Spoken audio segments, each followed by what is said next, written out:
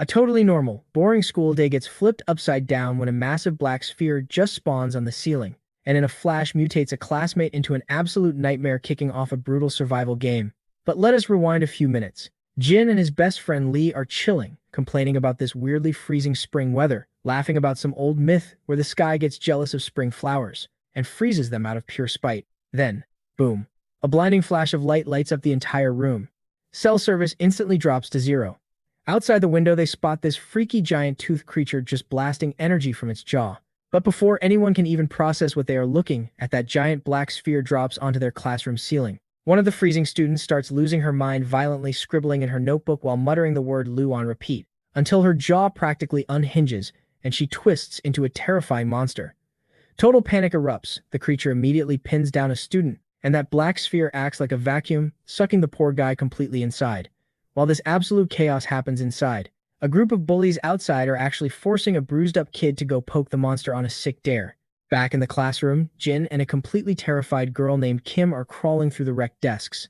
They are barely dodging claws, forced to watch a teacher lose an arm before diving into a closet.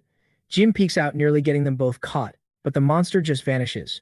Why? Because the creature outside instantly locked onto the bullied kid the second he poked it, triggering a massive explosion as the monster bursts through the wall, diving from the third floor straight for him.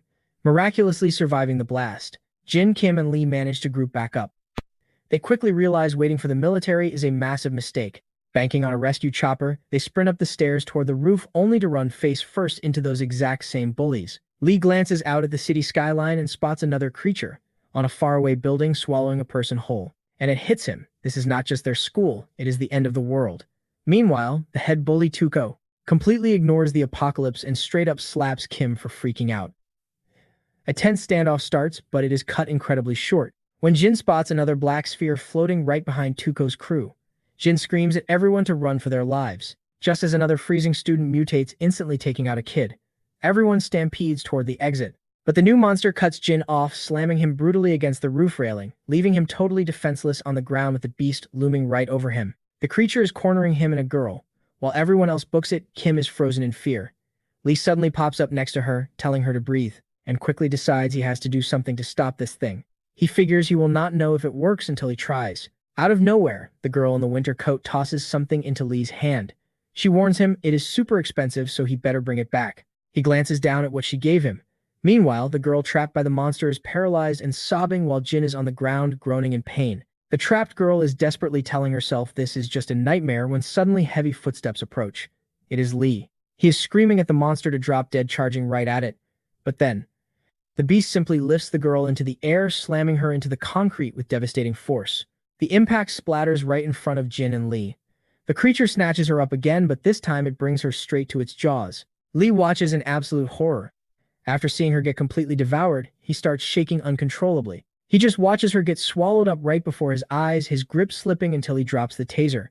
But suddenly, the girl in the coat snatches it right back up. Jin is so shocked he cannot even form a sentence. The monster just stands there staring, completely clueless about what is coming next. She boldly marches right up to the beast, tells it to choke on this, and jams the taser deep into its leg. The creature starts glitching out, chanting Lu over and over. Suddenly, the black sphere on its head starts expanding fast. The girl in the coat glares at it and mutters, "Oh crap." In a split second, massive spikes explode out of the monster in every single direction, tagging some of the people nearby. The girl drops the taser and reaches out, looking like she just took a hit. A boy screams out her name, G. The spikes are hovering inches from her face, but miraculously she is totally unharmed. Lee barely dodged the attack too frantically, yelling to see if Jin is okay. The deadly spikes quickly retract. They had narrowly missed Jin's head. Lee screams at him to forget about it and just run. The creature is still standing there, recovering. Jin glances over his shoulder, wondering if the thing is finally dead, then asks G why she even bothered saving him. She just smirks, saying he saved her first. The whole group is just inches from the rooftop exit, but Kim suddenly yells for them to look behind them. The monster is whipping a massive, fleshy tentacle straight out of its back. Lee starts panicking, repeating that they are all dead meat, pushing everyone to sprint faster. Losing patience with their speed, he acts fast as the creature violently swings the tentacle right at them. Lee grabs Jin by the collar, yells at them to brace themselves, and physically launches both of them through the doorway with all his strength. The tentacle slices through the air, barely missing Lee's back. He grabs the heavy doorknob and slams the door shut as hard as he can. Leaning his head against the cold wall, gasping for air, he mutters that it was way too close. Sitting next to Kim, the other kid is just left, completely speechless. Jin pointed out that this was exactly why he chose the auditorium over the roof. He looked around. Wait, where did everybody go? Kim had absolutely no clue. Everyone had just scattered in total panic. Lee nervously fixed his shirt. Hey Jin, do you need a hand? Suddenly, a heavy thud echoed right behind them. Jin and Ji jumped in shock, but that random kid. He was already bolting away. Is that one of those monsters? Lee stammered.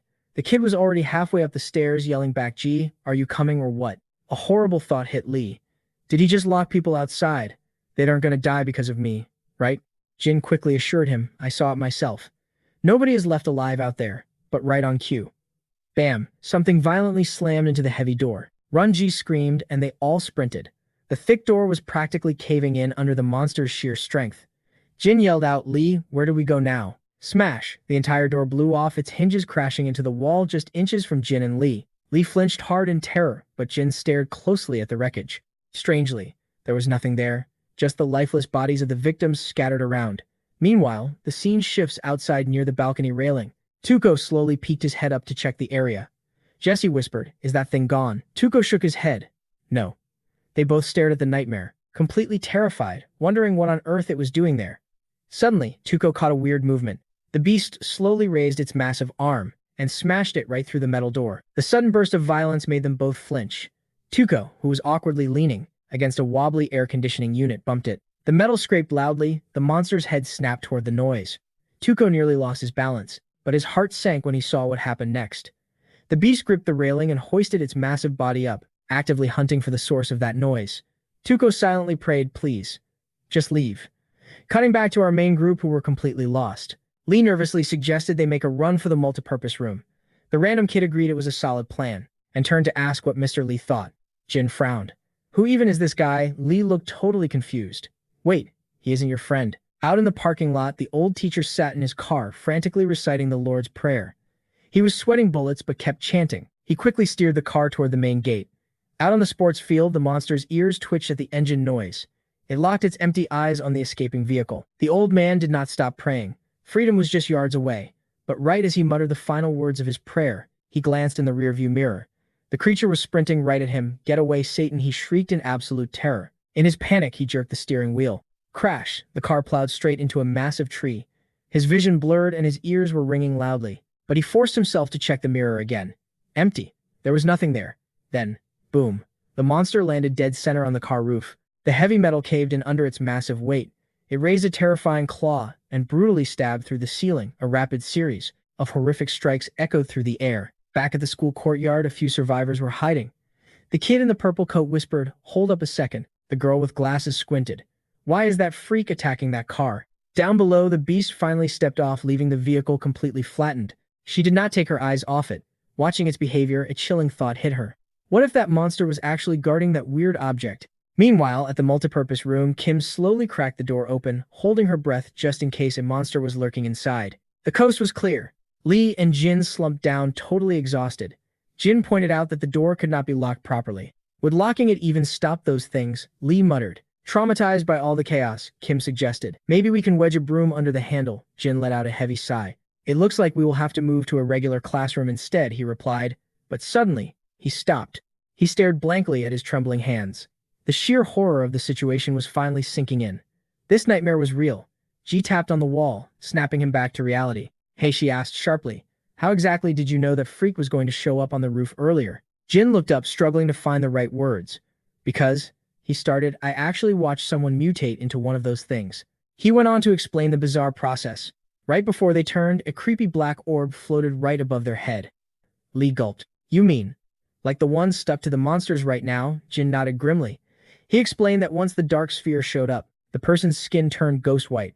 They would start violently shivering and muttering total nonsense. That is absolutely insane, Kim gasped. From the back, the kid chimed in. So what triggers it? How do you actually get infected? I have no idea, Jin admitted. Honestly, it might just be completely random.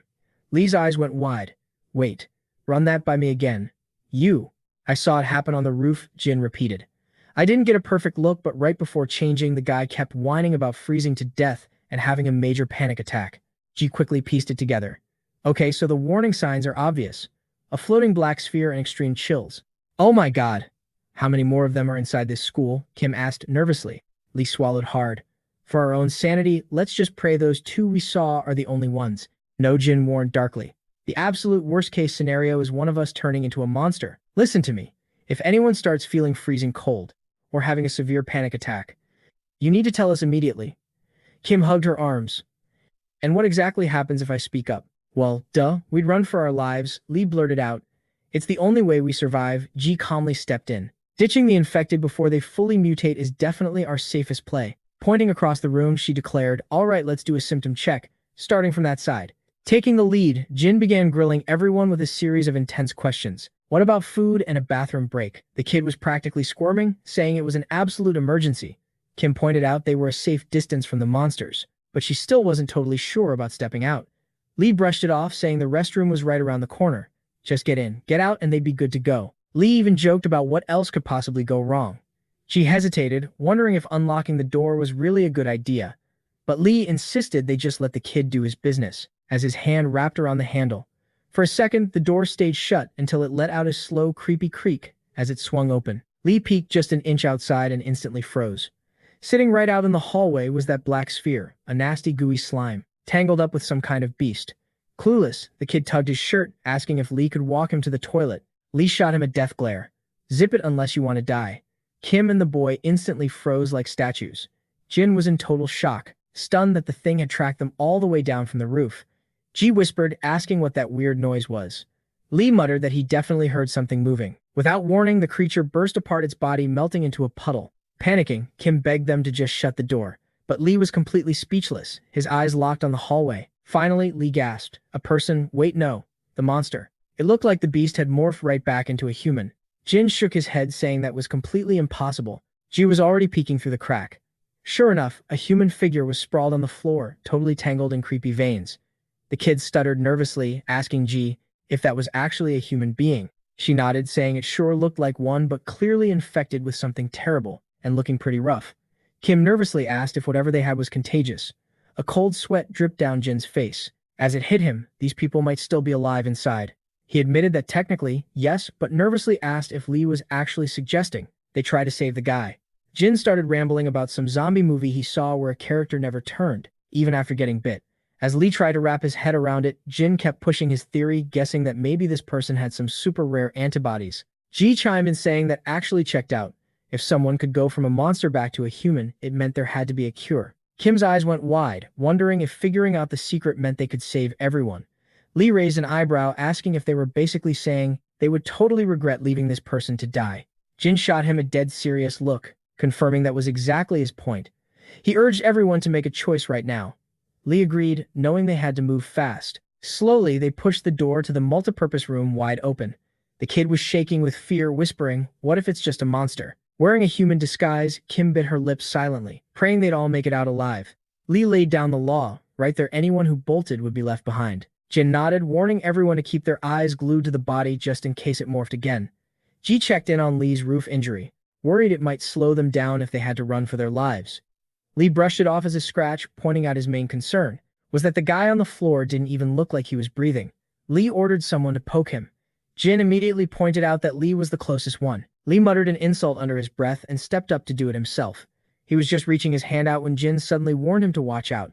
Lee quickly glanced back, telling Ji to grab the taser just in case. She admitted dropping it back on the roof, but Jin pulled it out of his pocket. She sighed in relief, mentioning it was totally custom-made and cost an absolute fortune. But as Jin handed it over, Ji yelled to toss it away. The thing was busted, and turning it on might just shock whoever was holding it. Ignoring her, Lee snatched the taser from Jin and chucked it straight at the body. It bounced off with a dull thud. Nothing. Jin threw his hands up, asking what that was all about. Lee shrugged, saying he just wanted to see if it would flinch. Ji pushed past the guys, telling them to back off so she could check for a heartbeat. She dropped to her knees, inching closer. The two guys hovered behind her, sweating bullets. Ji's fingers lingered just over the person's neck. Wait, that uniform looked totally familiar. She remembered Beck, the quirky kid from her past. They used to hang out all the time back in the day. Desperately hoping her old friend was still breathing, she reached out. Until suddenly, his head snapped toward her, wearing the most twisted, unhinged expression. Ji was totally paralyzed, her mind screaming, "What on earth did they do to you?" Somebody yanked Ji's jacket, dragging her back. Lee yelled, panicking that the thing was morphing again. Everybody moved, Jin screamed. But Ji noticed the boy coughing, he was definitely alive. She desperately called out to Tae, begging him to answer her. Kim pleaded with them to fall back. Beck instantly knew that face, there was no doubt it was Tae. Ji kept shouting his name, asking if he was in there. The boy just started thrashing his legs wildly. Inside his own head, he was sobbing, screaming that he didn't want it to end like this. He kicked frantically, silently, begging for a lifeline. Lee squinted, spotting something completely off. Ji stared down at Tae. He had gone totally limp and some weird dark substance started to leak from his lips. Lee wasn't a doctor, but the kid looked gone. Jin nervously stuttered, asking Ji if they had been super close. Not really, she started before. Beck suddenly cut her off, his voice cracking as he asked if that was actually Tae. The terrible reality hit him like a truck, and his legs just gave out. Crushed by the sight, he tried to crawl forward, but Lee blocked his path. He told the kid he understood why he was hurting, but getting close was pure suicide right now.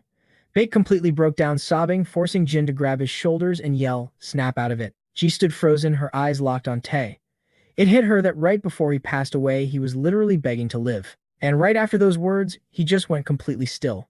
It was pretty obvious he didn't make it. Jin tried to snap her out of it while she was deep in thought. She warned them that if they didn't figure this out fast, they were all going to end up just like him, and that if they wanted even a fighting chance, they had to understand what they were up against. Lee and Beck just froze for a second. She made it clear she wasn't telling them to stay behind, just warning them not to drag her down. Jin's gears started turning. Lee was already catching on to the nightmare ahead, and Jin chimed in saying he felt the exact same way. Meanwhile, Kim was hanging in the back, totally freaking out and wondering why on earth they were heading back into the danger zone. He crouched down, whispering that it'd be a game changer if they could find some kind of Achilles heel. Jin looked confused at first, so she quickly cleared things up. She didn't mean it literally, just a fatal weak spot. He was totally clueless about how the thing turned back into a human. Looking over Tae, they realized that Beck probably had more answers than anyone else. Lee was just shaking his head to him. These guys were completely out of their minds. By then the sun had set, throwing the whole school into shadows. A creepy humming echoed from the bathroom while Baek was still slumped by the door crying. He kept whispering Tae's name and gently pulled the door shut. Over by the body, Lee and Jin were still piecing things together. Lee guessed the monster might have just slipped up. Just like they were clueless about these freaks, the freaks probably didn't know much about humans either. Ji walked up right then, pointing out that what they were having right there sounded like a real strategy talk. Lee chimed in saying, it all tied back to that black sphere they were talking about earlier. Suddenly, Kim burst onto the scene, practically yelling. He asked if this was really the best time for a chat, acting like they were just begging to get taken out. Jin shot back without missing a beat, telling him straight up that they were only doing this to stay alive. Beck pushed the door open as Ji pointed out that whatever was inside its mouth definitely had some weird side effect that kept him from turning into one of those things. Right, Beck politely cut in, asking if there was any chance they could give him a proper burial. He just couldn't stomach leaving his best friend like that. Lee totally snapped, asking if they were seriously thinking about walking outside to dig a grave right in the middle of this nightmare. Ji cut him off, warning that if they tried that they'd end up 6 feet under right next to Tae. Still, they couldn't just abandon him like that. They had to figure out some way to pay their respects, even just a little. Catching sight of the window curtain, Ji asked if tossing that over him would be a decent start. Lee nodded, admitting it was the best move they had right now. Cut to the hallway between rooms 1 and 5. Jin was second-guessing if that flimsy fabric would do the trick. Lee assured him it would. Then Jin wondered out loud how they were actually supposed to take it down. Lee casually told him to just yank it. Jin raised an eyebrow, asking if he'd ever actually done that before. Lee's answer, a hard no. Kim popped up from behind, warning them that yanking it was a terrible idea. She pointed out that it was a ring-style setup, so they had to slide the loops right off the track. Wasting no time, Jin dragged a chair over to climb up, but the second he glanced out the glass, his heart dropped into his stomach. That freak was still out there, and even from the second floor, it felt way too close for comfort. He decided to play it safe and back off, terrified the courtyard monster might snap at any movement. But right then, his foot slipped. Panicking, he desperately grabbed the fabric to catch himself. A loud snap echoed as the ring broke off the rail, making Ji whip her head around. She hissed, asking what on earth he was doing, but then she just froze. Lee and Jin were tangled up on the floor in the curtain, groaning in pain. Jin's shoulder was throbbing like crazy. But before he could make a sound, Lee slapped a hand over his mouth and signaled him to shut up. Over on the side, Ji had already yanked Kim by the collar. Kim looked totally lost, but Ji practically begged her to keep her voice down. It felt like something was lurking just outside the glass. The camera then panned over to Tuco. He was turning to Jesse, asking how much longer they had to hide out. The whole city was going straight to hell while they were talking. Jesse whispered back that they never saw the beast walk away. Tuco shot back that the thing probably snuck off, and if they stayed put, they'd end up starving. He nudged Jesse to go peek. Jesse just stared at Tuco, breaking into a cold sweat. But Tuco wasn't having it, arguing that it was his turn to stay put since Jesse went out last time. Little did they know a massive creature was chilling right on the railing above them while they kept bickering. Suddenly, we flash back to the exact second Jin tumbled from the windowsill. Mid-fall, Lee caught a glimpse of something straight out of a nightmare. The monster was scaling the side of the building, his face drained of all color, and right then, jumping back to the two of them, hiding under the curtain, Lee was totally torn between freezing in place or making a run for it. Jin was completely in the dark about why he was acting so sketchy. The two girls had already vanished from the spot. They were actually huddled behind the door, leaning out just enough to peek at the glass. The creepy thing just kept pulling itself up, Ji whispered, wondering if it was finally leaving them alone. Kim was literally a second away from letting out a full-blown scream, realizing that huge shadow was definitely not a bug. Out of nowhere, Beck tapped her shoulder from behind and she let out a loud shriek. She instantly froze, realizing she just blew their cover, but shockingly, the beast outside just kept climbing until it vanished out of sight. Ji was completely mind-blown that the freak didn't hear a peep, especially with the two behind her losing their minds. It finally clicked for her. That thing didn't have eyes or ears at all. He figured the thing might be deaf. But then right outside the glass, the top of its head slowly crept into view. The three of them stood dead in their tracks. Out of nowhere, bam, the beast smashed into the glass with everything it had. Concrete shattered as the monster tore right through the wall, ripping the room apart. "What are you waiting for?" Kim yelled at her. Ji glanced over at the two guys tangled in the curtains. The monster was inches away from tearing them to shreds. Lee broke into a cold sweat, completely paralyzed. Should they run? Should they hide? Ji just stood there, terrified, unsure if she should jump in to save them. Kim screamed at the top of his lungs. "Are you crazy?" Ji squeezed her eyes shut, her mind totally blank. Suddenly, she snapped her eyes open and yelled, "Stay hidden if you want to live. Do not move." The two boys huddled tighter, shaking in fear. "I will distract it," she promised. The two girls immediately took off, sprinting down the hall. As her heart pounded, Ji desperately tried to come up with a plan to bait the creature. The window gap was way too tight for the beast to squeeze through easily.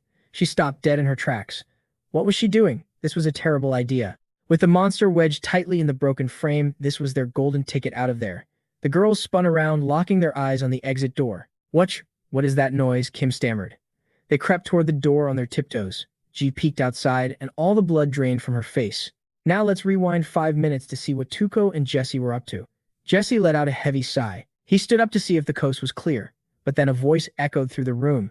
"Is anyone in here?" Tuco jumped up, thrilled to find a survivor, but his smile vanished. Standing right there was the monster asking, "Are you okay?" in a perfectly normal human voice. Tuco turned to stone, then slowly began backing away. Next to him, Jesse could not even form a word. Suddenly, Tuco's foot slipped on the edge. Jesse watched in horror as his friend tumbled out the window. "Tuco!" he screamed at the top of his lungs. Tuco!" He gasped out, trembling. His mind completely broke as he collapsed onto the floor. And the worst part, the creature was still standing right there. It just kept tilting its head, asking over and over, "Is something wrong? Are you okay?" Jesse snapped. "Get away from me," he shrieked. Right then, a faint voice called out from below the window. Jesse gasped in disbelief. It was Tuco. He was dangling off the side of the building, begging for help. "Hold on, just wait," Jesse hollered down. "Hurry, man, the cable is snapping," Tuco cried out in panic. "It is going to break. Pull me up," Tuco screamed, terrified out of his mind. But Jesse just did not have the strength to lift him. Tuco could not believe this was the end. As he yelled for his friend, the wire popped and frayed and his sweaty hands started to lose their grip. In a final act of desperation, Tuco kicked the heavy AC unit with all his might, and then, snap, the wire gave out. Bam! A massive weight slammed into the beast hanging in the window below. It was the AC unit plummeting straight down from the roof. The impact knocked the monster right out of the frame. A loud, sickening crash echoed from the street below. Outside, panicked, students started screaming in terror. Flashing back to Ji, she stared blankly at the empty window. The monster was just gone. Meanwhile, the two guys were still wrapped in the curtain, dead silent. They were whispering in the dark when Ji snapped. "Get out of there, you idiots," she yelled. Kim rushed over to her side, totally confused. "Why did it leave?" he asked. Ji shook her head just as clueless. Jin peeked out, whispering, "Is it actually gone?" Lee took a deep breath, panting. "Man, I really thought that was it for me." Then he frowned. "Wait, did you guys hear that huge crash?" "What was that?" Ji cut him off. "Just move. Hurry." "Come on, Jin, let's go," Lee urged, pulling his friend out of the tangled fabric. The scene shifts to the school's multipurpose room. The boys were trembling uncontrollably. "We need to find a better spot," Kim suggested. Ji frowned, asking, "Is this not our best bet? After everything we just saw?" "Heck no," Kim replied. But Jin stepped in, pointing out that unlike the classrooms, this room was completely windowless. Plus, the thick walls were soundproof. The monsters would not hear a peep. Lee crossed his arms, wondering out loud. What on earth was that loud banging noise earlier anyway? Do you think the military finally showed up? He asked hopefully. Kim sighed. That would be awesome, but we have not seen a single soldier out there. Yeah, if the army was here, we would hear a lot more than just one random crash, Kim added. Lee nodded, slowly rubbing the back of his neck. Maybe the freaks are just fighting each other, Lee guessed. Jin shrugged. Hey, at least we are still breathing. Then he looked around. Wait, is this everyone? Hold up, where is the tall guy? A heavy silence fell over the room. Lee groaned, realizing that all the crazy risks they just took were specifically to protect him. Did he crawl under a desk or something? Kim turned to Ji. He was literally right beside us a minute ago. Ji stared at the floor, racking her brain to figure out where he wandered off to. The scene cuts to a dark stairwell. It was Bake sprinting down the steps, screaming in pure panic, until his foot caught on a step, sending him crashing face first into the concrete. He scrambled up nervously, yelling, I am sorry, I am okay. But then, he looked around the empty hallway. Guys, where are you? He cried out. It hit him like a truck. They were gone. The monster must have ripped them all to shreds. Tears streamed down his face as he sobbed uncontrollably. I am so sorry, I am sorry, I am the only one left, he wailed. He wiped his eyes, peering down the dark corridor. He squinted, trying to figure out which floor he had stumbled onto. I have to hide. I have to hide before that thing comes back for me. He shuffled forward, terrified. I do not want to die alone. I need to find someone, anyone. But right behind him, a classroom door slowly creaked open. As he stood there, wondering if he was the very last student alive in the whole school, a creepy pale hand reached out from the shadows right behind his back. The creepy hand reached closer, but suddenly he got yanked back out of nowhere. He landed right next to Tuco on the edge of the balcony, gasping that he was a goner. Jesse's heart was pounding out of his chest from pure panic. He just kept rambling nervously while dragging Tuco up to safety. Once they were finally on solid ground, Tuco was panting heavily. Jesse blurted out that he thought Tuco was dead, but Tuco snapped at him to shut it, completely wiped out. Tuco's own chest was heaving wildly, at least until the crazy events of the last few minutes hit him. Jesse stammered, begging to know what their next move was. Out of nowhere, a random hand grabbed the railing right behind the monster. A girl popped up casually, asking if they needed a hand. The guys turned pale like ghosts. Tuco blinked, asking if she was some kind of monster tamer. She awkwardly said no, but promised the creature was totally safe now. She sighed, saying it was a pretty long story. While Jesse freaked out over how a monster could be safe, she waved them over to explain the whole thing. The sun was still shining in the afternoon sky. Down below, the ground floor was littered with unconscious bodies. The girl nervously introduced herself as Yang from Class 1, then asked who they were. Tuco cut her off, telling her to skip the small talk. He demanded to know if she took the monster out. Yang hesitated, admitting she wasn't entirely sure but assumed it was dead. Jesse shrieked, totally losing it over the fact that she wasn't 100% sure. Tuco hissed at him to keep his voice down, warning that his yelling could wake the freakish thing back up. Yang defended herself, saying she was just as terrified when she first got there. Her heart had been beating like crazy too. At first, she desperately wanted to run away, but then she noticed something weird. Flashback to when she was standing right in front of the ground floor entrance. Bodies were scattered everywhere, and the creepy creature was just chilling there. She panicked, wondering where the heck she could even go since another monster was blocking the building across from them. That's when she spotted two guys bickering. It was Tuco and Jesse arguing over who should peek out to see if the coast was clear. She was super confused. The monster in front of her wasn't moving an inch. It was totally missing that glowing black core that the other freaks had. Cutting back to the present, she explained that the black core acted like a brain for these things. But out of nowhere, smack, Tuco cut her off with a harsh slap, growling that her nerd talk was way too confusing. Jesse jumped terrified, asking why the heck he just hit a girl. Tuco yelled back that they had been stuck up there for hours and she should have hurried up. Jesse twisted his face, trying to process Tuco's crazy logic, but then randomly blew up at her too. Yang backed away, saying she only wanted to help. Tuco pointed a finger, demanding an apology since her sudden appearance almost made him slip and fall to his doom. While she stuttered in shock, Tuco glared, asking if she wanted another smack. She instantly bowed her head and said, sorry. He finally sighed, pointing at the creature. So what's the deal with this ugly thing? Yang dumbed it down, explaining that without the black ball, it was pretty much a goner. Tuco finally got it. He warned her that from now on, whenever someone asks a question, she better keep her answers short and simple. They kept chatting, trying to figure out their next move, when Jesse glanced over his shoulder. Yang was crawling around, asking them to help find her glasses. Jesse bluntly said no, pointing out they were right under her nose. But he sighed, reaching out to help anyway, joking if she was legally blind. She started giving some overly scientific reason about her eyesight, and right then, their hands accidentally brushed against each other. Turning red, he awkwardly told her to just grab them properly. But then he froze, totally mesmerized by her face. Yang apologized, softly, rubbing her blurry eyes. Jesse smoothly changed his tune, asking about her plans. He nervously pointed out how dangerous it was for a girl to wander around out there alone. He then asked if she wanted to team up. She politely declined, saying she'd be fine, while Jesse practically begged her to tag along. Tuco glared at him, furious, demanding to know why Jesse was lagging behind. Jesse turned back and firmly stated that she was coming with them. Yang just blinked, totally confused. Tuco rolled his eyes, glaring at her and asking what the heck she was babbling about now. Jesse jumped in, telling Tuco to use his brain for a second. After all, the girl was super smart and knew all the weak points of these creatures. Tuco just stared blankly at the two of them, before finally nodding. He admitted it actually was a solid plan. Jesse grinned at Yang, saying it was a done deal. Still super nervous, she quietly thanked them. Fast forward and pitch black night took over the school. Over in another room, Lee asked if everyone was settled in bed, and if he could finally hit the light switch. Peeking out from behind a desk, Kim whined, asking if they could just leave the lights on, since she was terrified. Without missing a beat, Lee flicked the switch off and gave a flat no. Kim complained that she couldn't see a single thing in the dark. Lee bluntly pointed out it was because the room had 0 windows. Scared out of her mind, Kim begged Jin to come sleep near her side of the room. Jin coldly replied he was staying right where he was far away. Lee shrugged, saying if the guy wanted to isolate himself, let him.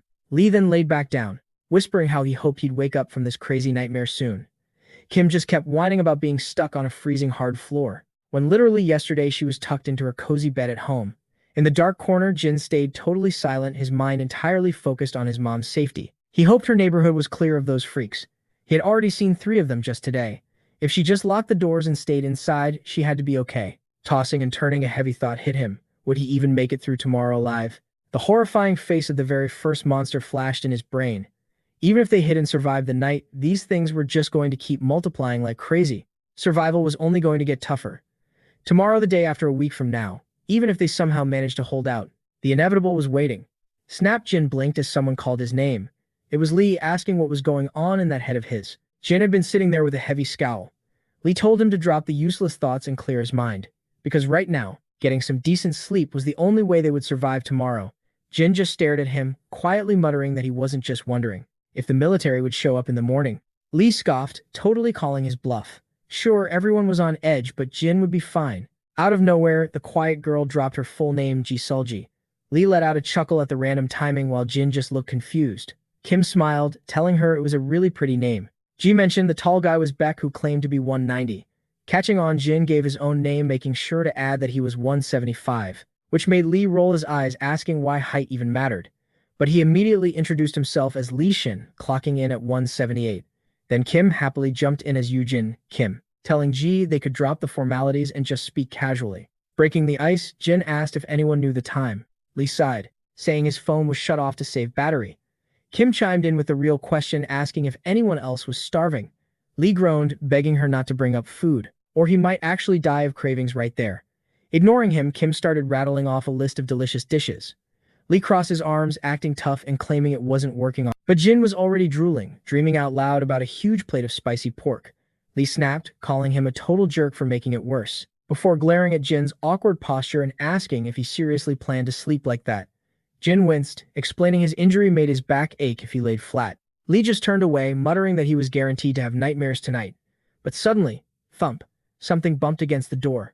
Jin froze, whispering, "What was that?" Lee calmly replied that Jin was slow on the uptake.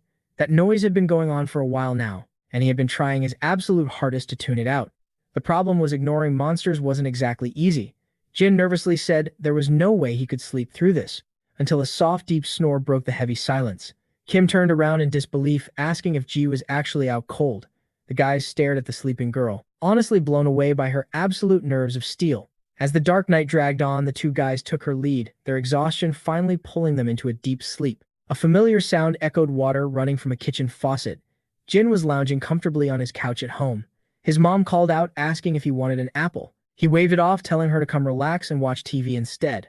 When she hesitated, he totally played dirty, teasing that her favorite guy was on the screen right now. She asked who he meant, and Jin smirked, saying it was that one doctor who looked just like his dad.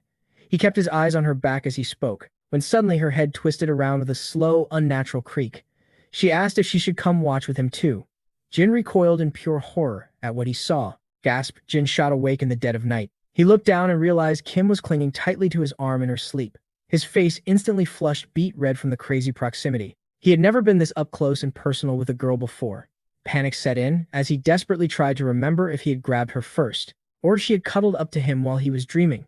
Her soft lips were lightly brushing right against his fingers, gulping hard. He figured he better roll over before things got way too awkward. Jin tried to shift his weight quietly, but then just froze, secretly wondering why holding her felt so nice. Morning light finally broke the tension. Ji was the first one up, flipping on the switches and telling the whole group it was time to rise and shine. Lee groaned loudly, popping every single joint in his stiff, aching body. He nearly jumped out of his skin when he saw Jin looking like an absolute zombie beside him, drool and all. Turns out, Jin had managed to roll away from Kim, but his racing thoughts had kept him wide awake all night. Meanwhile, Ji sat down bluntly, announcing that she was starving, and suggested a field trip straight to the cafeteria. Kim's eyes lit up, calling that the smartest idea she had heard all day. But Lee brought them back to reality, pointing out the closest dining hall was in a completely different building. He seriously asked if they really thought they could cross the campus without getting ripped apart. Ji didn't flinch. She just stated the facts: they either move now or starve to death. Plus, other survivors were bound to get desperate soon, meaning all the food would be gone. With zero hesitation, she declared she was going solo. Lee scoffed, teasing her with a smirk. "Look at the hungry little freshman." Kim quickly jumped in to correct his attitude. Jin agreed with Ji's logic, though the insane risk still made his head spin. Kim nervously mumbled, asking if getting eaten by monsters or starving to death basically ended the exact same way.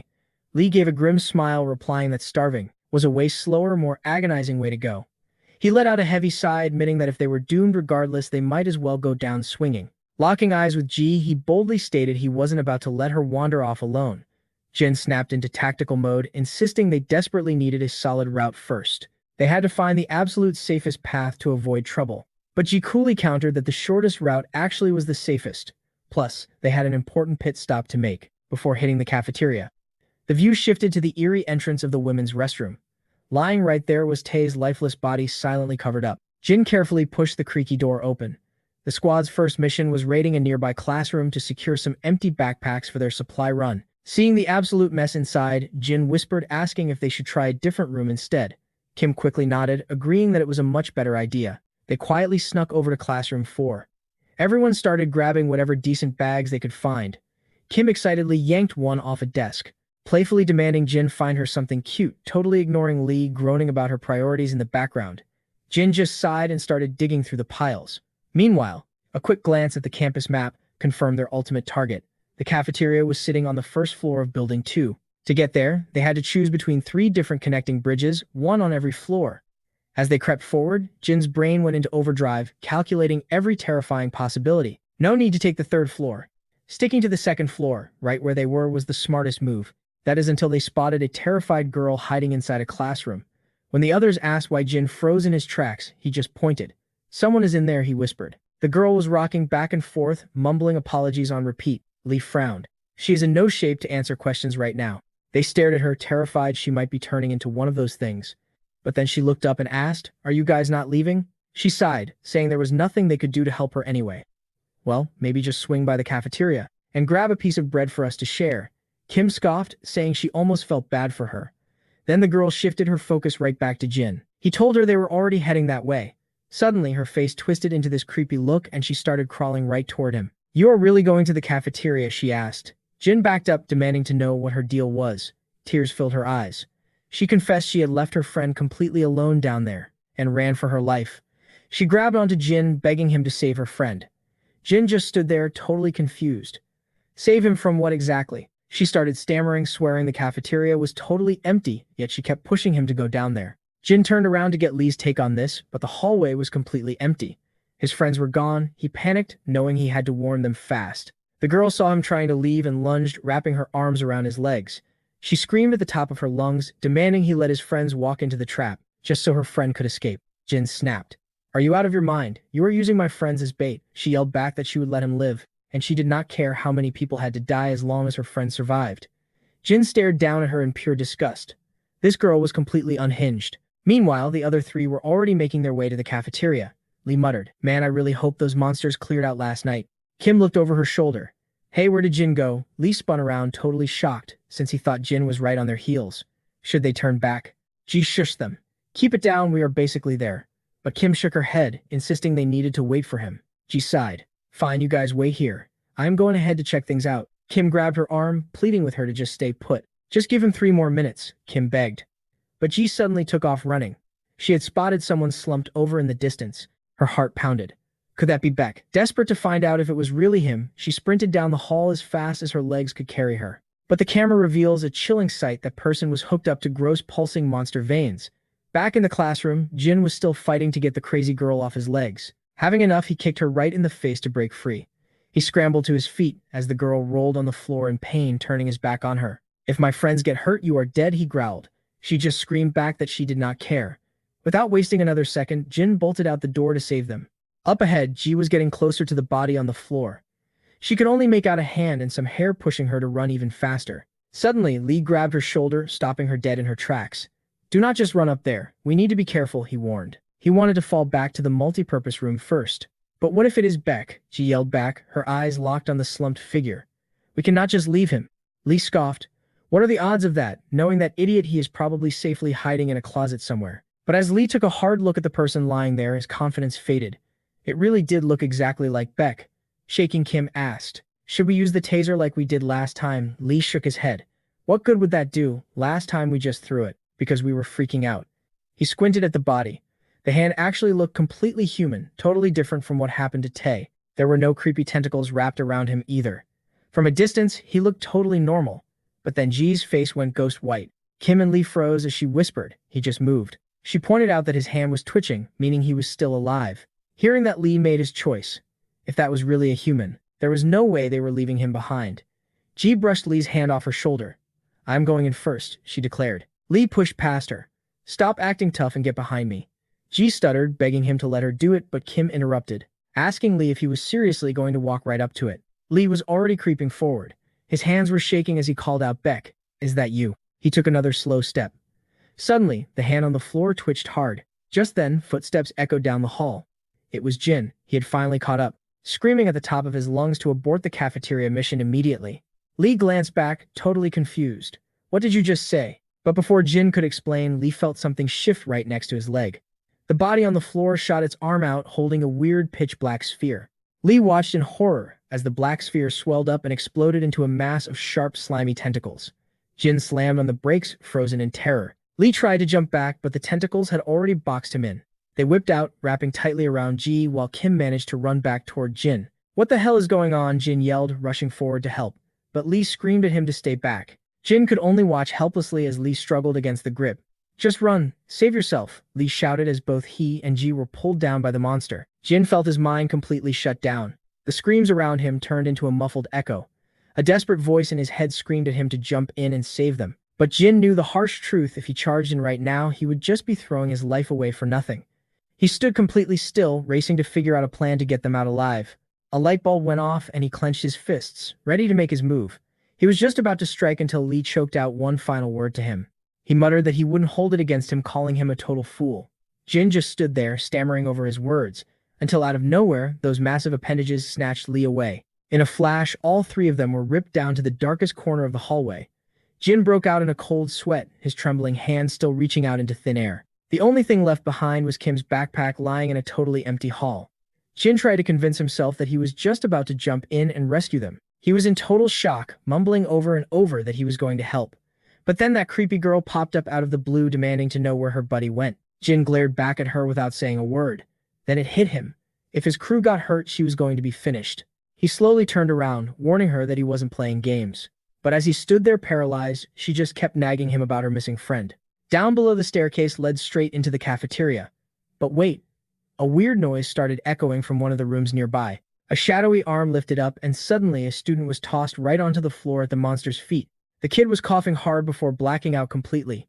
The beast didn't hesitate. It snatched them by the ankle and hoisted them right up to its jaws. Back upstairs, the girl kept pushing, Jin asking why he was giving her the silent treatment. He kept his back turned while she kept insulting him. And then she dropped a crazy question. Was it not Jinho's turn yet? That made him snap around, demanding to know what she just said. She just smirked and called him clueless again. But Jin cut her right off, telling her to drop the attitude, and pressed harder. What did she mean by turn? He practically yelled at her to explain herself. Meanwhile, someone groaned, asking where they ended up. Lee managed to choke out that they were dumped right outside the lunchroom. He frantically checked on Kim to see if she was okay. But she was totally out of it, eyes shut tight, just whispering over and over that it was all over for them. Until Lee finally noticed that Guy had actually managed to escape. Seeing that gave him a burst of hope, and he struggled wildly to break free from the slimy grip. But then he saw something terrifying. The monster casually dropped another student onto the floor, wound up its heavy arm, and smashed it down with crushing power. Lee watched in pure, unadulterated horror. The beast then scooped up the limp body, finally revealing exactly what kind of nightmare had been taking place while they were locked away. The monster started pulling the victim apart, their bodies slowly melting into that creepy dark sphere. Lee was huddled in the corner, totally speechless, muttering to himself that they were completely doomed. He stared at the towering beast, dreading whatever it was planning to do next. He was shivering out of his mind, secretly praying the monster would go after Kim before him. Right on cue, one of those massive limbs started twitching. Out of the shadows, a woman was dragged in, screaming her lungs out. Lee was scared out of his wits, but honestly, he was just relieved he wasn't the target yet. It turned out to be Lee's own teacher. She was wailing at him to help her, promising to do anything to repay him. He just stared in shock, barely recognizing his history instructor. The slimy vines coiled tightly around her arms as she shrieked, while Lee was too frozen by fear to even move a muscle. The beast raised its giant hand high into the air. Lee was already losing his grip on reality before the blow even landed, and then the monster struck her with terrifying force. Her trembling hand reached out weakly, but the monster just readied another massive strike. Lee couldn't look away from the horror. It was a gruesome, gut-wrenching sight. Only one desperate thought raced through his brain as the monster brought its fist down a second time. While Lee was stressing over whether he was next on the menu, the creature lifted the teacher up, chanting the word Liu over and over. Lee didn't dare make a peep as the beast completely consumed her. Now it was down to just him and Kim. He nervously eyed the two remaining vines. It felt like a twisted game of roulette until suddenly he was violently yanked forward. He was dragged straight toward the monster until they were totally face to face. In that split second, he instantly regretted every single thing he said about not being mad at Jin.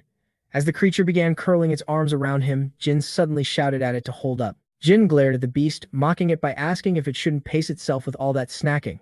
Angered, the monster started raising its arm to strike. Lee's eyes shook with pure terror as the creature's giant fist clenched tight. But right at the last second, a savior showed up. It was Jin standing tall on the nearby stairs. Lee looked up and yelled at him to run away. But Jin was holding a bottle of dangerous chemicals, and he taunted the monster to chew on this instead before launching the bottle straight at it. He knew the beast always snapped at things out of pure instinct, meaning it would totally bite down on whatever flew its way.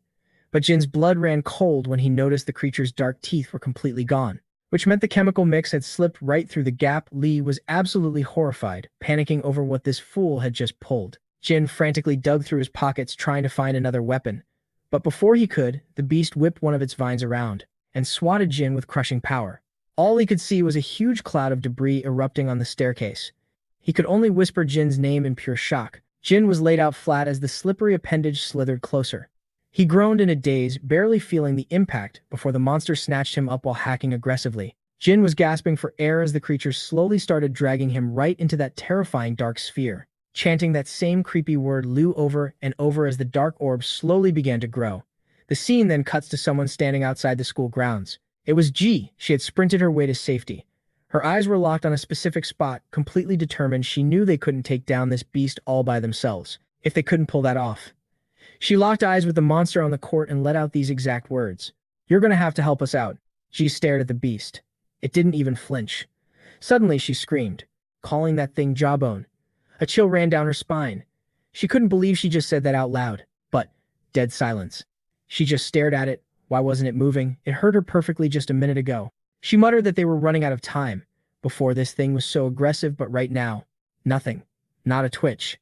She thought about inching closer, but knew that was basically a death wish. So she reached into her pocket and pulled out a coin. She aimed carefully, tightened her grip, and launched it as hard as she could. Clink! It bounced right off the monster's finger. Ji just froze, totally confused. The monster still times didn't move. She was going crazy. They really didn't have time for this. Back to Jin, who was literally being dragged away. He stared blankly at the floor, thinking, is this really it? Am I dying here? But then he snapped out of it. No way. The monster's dark energy was already spreading. Jin desperately dug into his pocket. Down below, Lee was screaming his name at the top of his lungs. And then, Jin dumped the second bottle of acid straight onto the beast. Instantly, it shrieked in agony. Look at that. Its mouth was literally melting away. The tentacles let go of Lee, but his heart dropped. He watched Jin start to fall. Lee jumped up to catch him. Jin was inches from the floor when Lee grabbed him, and they both slammed into the ground. He shook Jin. Hey, are you still breathing? He yelled frantically. I know it hurts, man, but we gotta move now. Jin barely opened his eyes. Lee. He whispered, his voice trembling. I can't feel my legs. I'll carry you, Lee insisted. But Jin just groaned. My ribs. Every breath feels like actual torture. Just go get Kim, Jin begged. Lee glared at him. Shut up, don't say that I'm getting both of you out. But reality hit him hard. He couldn't carry them both at the same time. He thought about making 2 trips, but that thing wasn't just going to sit there and wait. Panic set in. Should he try to drag both of them? Or leave one behind? Suddenly, Jin weakly grabbed Lee's tie. There's no time, he whispered. His skin was turning ice cold. Jin slowly closed his eyes. Lee made the hard call. I'll get Kim out first. Then I'm coming back for you. I promise I'll be back, Lee yelled. Just stay alive, okay? Jin gave a weak, painful laugh. Just go, man. Lee sprinted toward Kim. Kim, can you hear me? He shouted, grabbing her. I got you. I'm gonna carry you out. As he ran, the monster was eerily quiet. Lee pushed forward with Kim on his back until the creature finally snapped its head toward the movement. Lee was completely turned away. A massive tentacle whipped through the air inches away from his spine, when suddenly times, someone jammed a pair of scissors straight into the tentacle. The beast, which was totally focused on Lee, snapped its gaze down. Jin glared up at it. Hey! Look at me, he coughed. Now, it's just you and me. He shoved a taser right against its wounded tentacle, but the monster just raised its massive arm. Jin's face went completely pale. It wasn't working. Time seemed to stop. The creature smashed its fist into the ground, grabbed Jin, and lifted him high into the air. He was dangling right in front of those jaws. But then, the beast noticed the empty acid bottle rolling on the floor. It froze, then brutally tossed Jin aside. Smash times, Jin hit the concrete stairs hard. He didn't scream, he didn't move. His eyes barely shifted to watch the monster, as his vision started fading to black. Wow. Never thought I'd go out like this, he thought. The world got blurry, and then, nothing. Complete darkness. He felt like someone had just pulled the plug on the power. Floating in the void, he thought, what the hell is this place? He was totally lost. What am I supposed to do now? It was freezing cold. But then it hit him. The absolute pitch black, the bone-chilling cold. He was completely alone, just talking to himself in the dark. Then the memories flashed back. That girl turning totally pale. The other student crying, begging for someone to make them warm. Jin broke into a cold sweat, knowing exactly what this feeling was. Back in reality, Jin was lying on the stairs. His skin was gray, his eyes pitch black. This meant that dark blast earlier wasn't trying to kill him. It was planting the virus. Jin-Yu lay on the stairs as the infection took over his body. Knowing what comes next, absolute panic set in. He was going to turn into one of those freaks just like the other kids. He'd lose his mind. He'd mutate. And the worst part, he would be forced to hunt down and kill his own friends. The pure terror of that thought locked him in place. He stared at his trembling hands, seeing flashes of the faces he'd soon try to murder. Suddenly, a spark of pure determination flashed in his eyes. He times to stop this, right now. But his mind was frantically racing. Is there even a single way to stop turning into a monster before it's too late? It suddenly hits him. One person didn't go through the full transformation. He pictures Choi Tae-won's body, the guy who passed away but never turned into a massive monster. Jin-Woo fights through the haze, forcing himself to focus. He racks his brain trying to figure out how that even happened. Looking for that one thing that made Tae-won different from the rest, a wild thought pops into his head. Maybe Tae-won didn't just fight off the monster virus. Maybe something else stopped the mutation right at the finish line. Then it clicks. Tae-won couldn't finish turning, because he was already gone. Barely hanging on, Jin-Woo realizes the dark truth. The only way to stop the monster's shift is to pass away before it finishes. It's a brutal reality check, but it makes perfect sense. He has to give up his own life to keep his friends safe. Just then, a weird noise cuts through the dark, pulling him right back from the edge. His eyes snap open. He's stunned. Somehow he's still breathing, even with the virus in him, but his body feels super heavy and totally wrong. Hitting the ruined dirt, he breathes out one last time. He accepts it. He's ready to go down for his crew. He can feel that dark sphere stuck right in his head, and his mind just goes blank. Out of nowhere, a twisted creature jumps him from behind. Sinking its teeth deep into his shoulder, the virus surges through his veins, violently snapping and twisting his arm into a giant claw.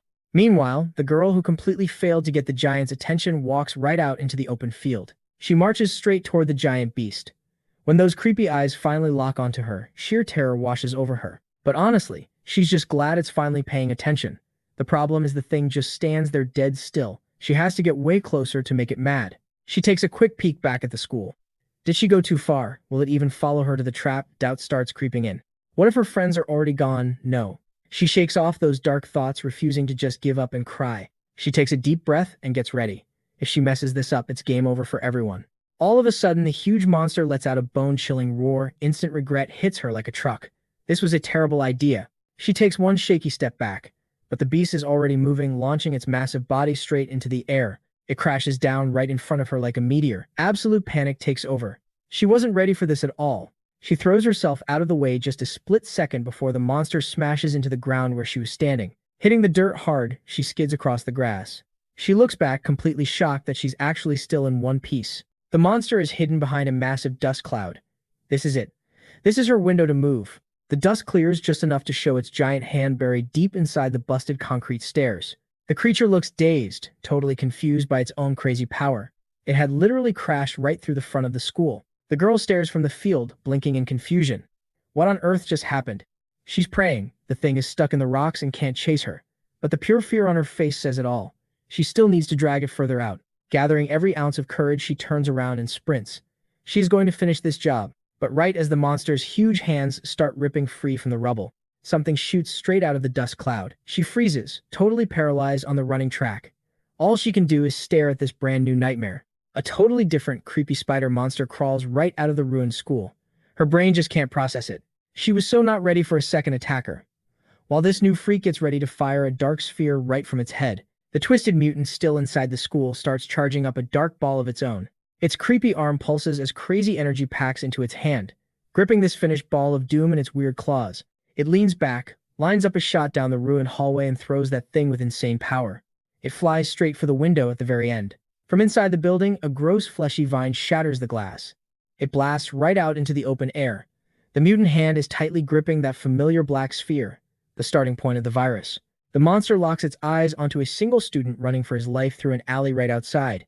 Meanwhile, Jinwoo is struggling to carry Yuji, figuring he has to stash her inside a warehouse. But out of nowhere, a mouth full of razor teeth pops out. It lets out a deep, creepy growl at its new target. Back in the alley, the running student hits the deck, his infected hand going totally dead. His mind gets sucked right into a dark void. He's on his knees, staring down that massive black sphere. The virus is already moving fast. He knows exactly what's coming. Snap back to reality. The sphere blasts him into a brick wall with crushing force. It pins him there, while nasty vines burst out from the crash, swallowing his whole body. He thinks about his friends, the exact people he's about to start hunting. The dark sphere takes total control. There's just a constant ugly growl echoing in his head. His eyes turn pitch black as the awful truth sets in. He's going to take them all out. He fights the change with everything he has. He refuses to give in, clinging to his last shred of human willpower. His face twists in pain as he battles the infection. But Jingyu's mind fades, drowned out by the monster, whispering in his head.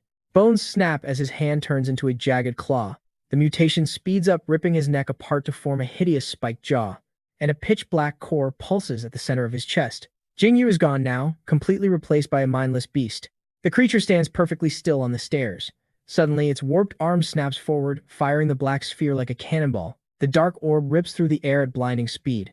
It heads straight for the very first creature that was hunting down the students. That beast stops dead, sensing the danger a split second before it hits. As the wall behind it groans under the intense pressure, then totally blows apart. When the black orb slams into the beast, it staggers forward. The creature is completely caught off guard by the sneak attack from behind. Outside on the field, that giant monster hears the noise, its massive red eye glowing in the dark. Back inside, the injured school monster snaps its head up. Furious that another creature dared to attack it, it hunts for the target that just joined the fight. Now two horrifying beasts stare each other down. One carries a glowing red core and the other a pitch black one. They lunge at each other with gnashing teeth. The hallway shakes from the impact as the black core beast takes heavy hits to the face and neck. Bam! Another huge strike crushes its shoulder as the red monster pushes forward. The red beast swings its sharp blade-like arm, ready to deal more damage. It keeps pushing forward, launching a wild combo, and hammering its enemy without mercy. Its sharp claws tear deep into the black monster's skin. The glowing red mark on its face flares up. But the black core creature fights back, bringing a huge arm crashing down. The punch misses and destroys, the floorboards kicking up dust everywhere. The black monster grabs its own head, totally dizzy from missing such a huge hit. Seeing the opening, the red monster towers over its prey, like a silent nightmare. But Jingyu's monster snaps out of it, throwing a sharp arm up to block. Moving incredibly fast, it lands a perfect hit on the attacker. The red monster is sent, sliding backward, from the sheer raw power. It took that punch right to the face, making it stumble hard. Jingyu's mutated body stands straight up, its terrifying jaws wide open and ready for round two, forced to its knees. The first monster shakes off the pain. It gets madder by the second, and the red mark on its head starts glowing brighter. It remembers what it was doing. An image of a helpless student on the stairs flashes in its mind. That memory just makes it furious. It whips out a sharp tentacle faster than the eye can see, and the attack smashes right into Jingyu's monster face with a deafening crash. Then comes a crazy fast combo of hits, hammering its twisted body without mercy, while the red beast keeps tearing into the newcomer. Creepy mushrooms and spores start growing out of the black monster's open wounds. Even so, the red beast is totally winning right now through pure rage. At the same time, out in a quiet alley, there is a small shed hiding the survivors. Yuji is passed out on the freezing concrete floor. Another guy is watching over her. He breathes heavily, checking her pulse and wondering why that monster outside just looked at him and walked away. Hearing the loud crashes, he wonders if Jingyu is making all that noise. His hand shakes as he grabs the doorknob. He swallows his panic, needing to see if anyone is still alive out there. He stands ready for whatever is waiting. Looking back one more time, he whispers to Yuji, with a cold look on his face. He decides she is just dead weight, leaving her behind and hoping she wakes up to escape. Taking a deep breath, he turns the handle to leave. But the second he steps out, he freezes in pure shock. The hallway is totally destroyed. Through the thick smoke, he spots the red monster tossed into the rubble. He peeks out from his hiding spot, unable to believe his eyes. Then it hits him. The monster is not just hurt. It is getting attacked by something else. A heavy punch lands with a nasty crack, splashing blood everywhere. Standing over the body is the black core monster, and it is going wild. The red beast tries to back away, but it is getting totally wrecked. The new monster is just throwing massive punches with its weird tentacle arms. And just like that, Jingyu's monster stands victorious over its enemy. The black core creature stabs its sharp arm right into the other's head, but the red beast bites down hard, snapping the arm in half. Then it swings its massive body, launching Jingyu's monster flying down the hall and crashing into the walls. Boom times. The brick wall shatters into pieces as the monster's body smashes right through the building, sending debris flying everywhere. The insane impact instantly knocks out a student standing nearby. He hits the ground hard, his hand resting lifelessly on the concrete. He's just innocent collateral damage, until a freaky tentacle-like hand reaches down and yanks him straight out of the rubble. Back at the main fight, the red sphere monster delivers a ruthless hook to its rival's face. The black sphere beast is left totally dazed, completely stunned by the hit. That split-second opening is all the red monster needs to morph its arm into a gigantic deadly blade. With a savage roar, it swings the weapon down in a vicious arc, slicing deep into its enemy. Its red-marked face literally glows with bloodlust. Totally outmatched and bleeding out, the black sphere creature crumbles to its knees, completely overwhelmed. As the winning monster lunges in to deliver the final killing blow, the red sphere beast suddenly braces itself, its creepy tentacles flaring out in pure defiance. Out of nowhere, the black sphere beast strikes back, landing a devastating punch directly to its head. The sheer overwhelming force sends the red creature stumbling backward. Not losing a beat, Jingyu's monster form gears up for round two. Its black sphere pulses with raw dark energy before it blasts one of the red beast's limbs with explosive accuracy. The battered monster is launched straight into the ceiling, its body snapping and twisting horribly. Its reflection flashes in the red sphere, giving it one last look at its own ugly face. Suddenly, the core on its head starts glowing, dangerously ready to blow. Right in the heat of this chaotic clash, the red sphere monster lands a fatal strike, completely obliterating the tentacle creature, right after absorbing it. The main character's buddy watches this in pure shock, instantly ducking into hiding to save his own skin. He holds his breath until the monster finally leaves. Only when the heavy footsteps fade away does he rush over to help our fallen hero. Panic sets in as he wonders if his friend is dead. Luckily, there's a heartbeat. Now he just has to figure out how the heck to drag him to safety. But before he can even make a plan, the creature outside gears up for another move. Meanwhile, the girl hiding nearby freezes in shock. She's terrified, wondering how the heck this random monster hasn't spotted her yet. But before she can even process the madness, the beast flexes its massive legs and leaps straight toward the glowing sphere on the field. Surprisingly, the attack does absolutely nothing. She whispers to herself that this makes zero sense, why attack the exact thing it was just defending, but the creature just keeps bashing it blindly. Her mind races, trying to figure out an escape route. Just then, that super creepy multi-armed monster from earlier quietly slithers through the building. Her jaw drops as she watches it launch a surprise attack on the red sphere monster, choking it until the sphere slowly fades back to pitch black. Right as the chaos peaks, the camera shifts back to our favorite same-sex duo. Before our princess fully wakes up, his so-called boyfriend sighs, saying he's just glad he's alive. But man, he's totally wiped out. so he warns his friend to just tough out the pain for now. The protagonist thanks him but instantly feels something is off, and tells his buddy to put him down immediately. The friend is super annoyed and asks why he wants to walk right now, but then realizes our hero is standing perfectly fine even though he couldn't feel his legs minutes ago. The friend is totally baffled since he literally saw him get smashed straight through a wall. He brushes it off for now, though worried about the blonde girl trapped in the warehouse. Right on cue, their friend pops up saying she took the ultimate shortcut. They're super relieved to see her alive, but she immediately cuts the chatter, warning them to hurry and loot as much food as humanly possible. The guys are just standing there confused before she suddenly sprints off again. The tough guy frowns, wondering how the heck she plans to carry the other girl, but the hero yells at him to hurry up, making him roll his eyes in pure annoyance. We cut back to the short girl bolting toward the warehouse. She grabs the handle, throwing the door wide open, but practically jumps out of her skin when a large man is standing right there. Meanwhile, back at the cafeteria, our duo is frantically grabbing snacks when a gang of troublemakers struts in. The silver-haired guy smirks and asks Lee if they came down here to raid the booze. Lee glares at him with pure disgust. The main character sighs internally, out of everyone in this school, why did it have to be him? Lee snaps back, telling the guy to mind his own damn business.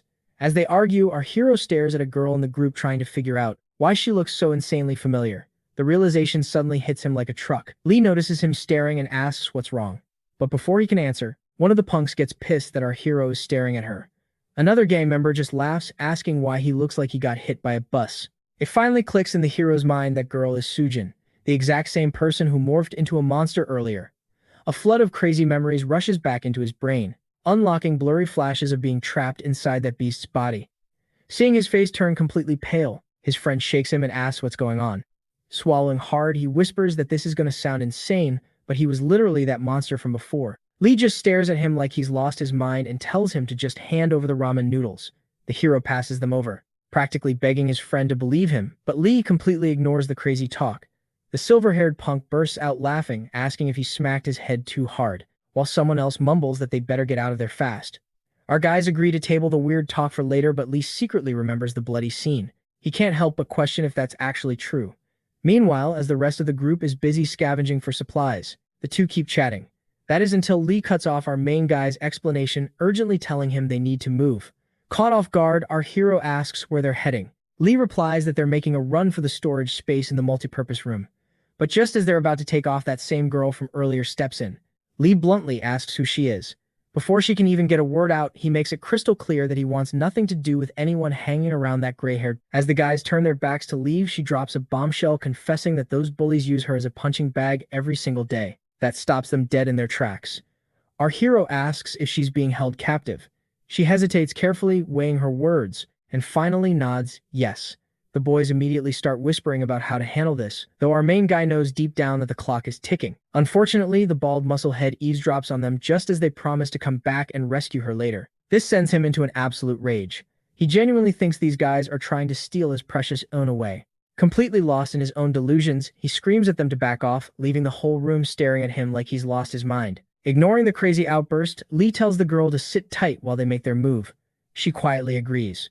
But suddenly the bald guy blocks their path, demanding to know where they think they're going and what that little chat was all about. Even the gray-haired bully is scratching his head at his buddy's bizarre behavior. Lee snaps at him to stop acting like a clown and move aside. But the bald guy fires back, saying he heard every single word, and there's no way he's letting them walk out the door.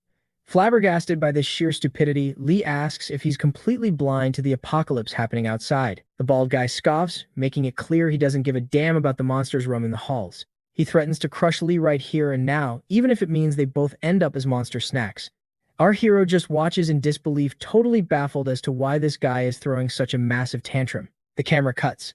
A bloody arm is sent flying through the air. One mutant towers over another, ruthlessly pounding it into the ground. It aggressively devours the corpse, only to immediately go back to guarding whatever it's hiding. We jump back to the short girl.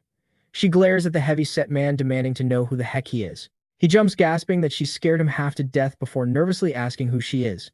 She snaps right back, reminding him she asked the question first. Keeping her eyes locked on him, she desperately scans the room for a weapon. Her gaze lands on a stash of baseball bats, and she calculates whether a solid swing to the skull could actually take down a guy his size. Sensing the tension, the man waves his hands, claiming it's all a big misunderstanding. He insists he isn't some creep, but actually a third-year math teacher, gripping the bat tight. The short girl raises an eyebrow, questioning if he's really faculty. He begs her to listen, swearing he can explain. He claims he was just hiding in here from the creatures when someone suddenly barged in during the chaos. He says they must have missed him in the dark, accidentally leaving the blonde girl behind. So according to his story, he was just stepping up to make sure she was all right.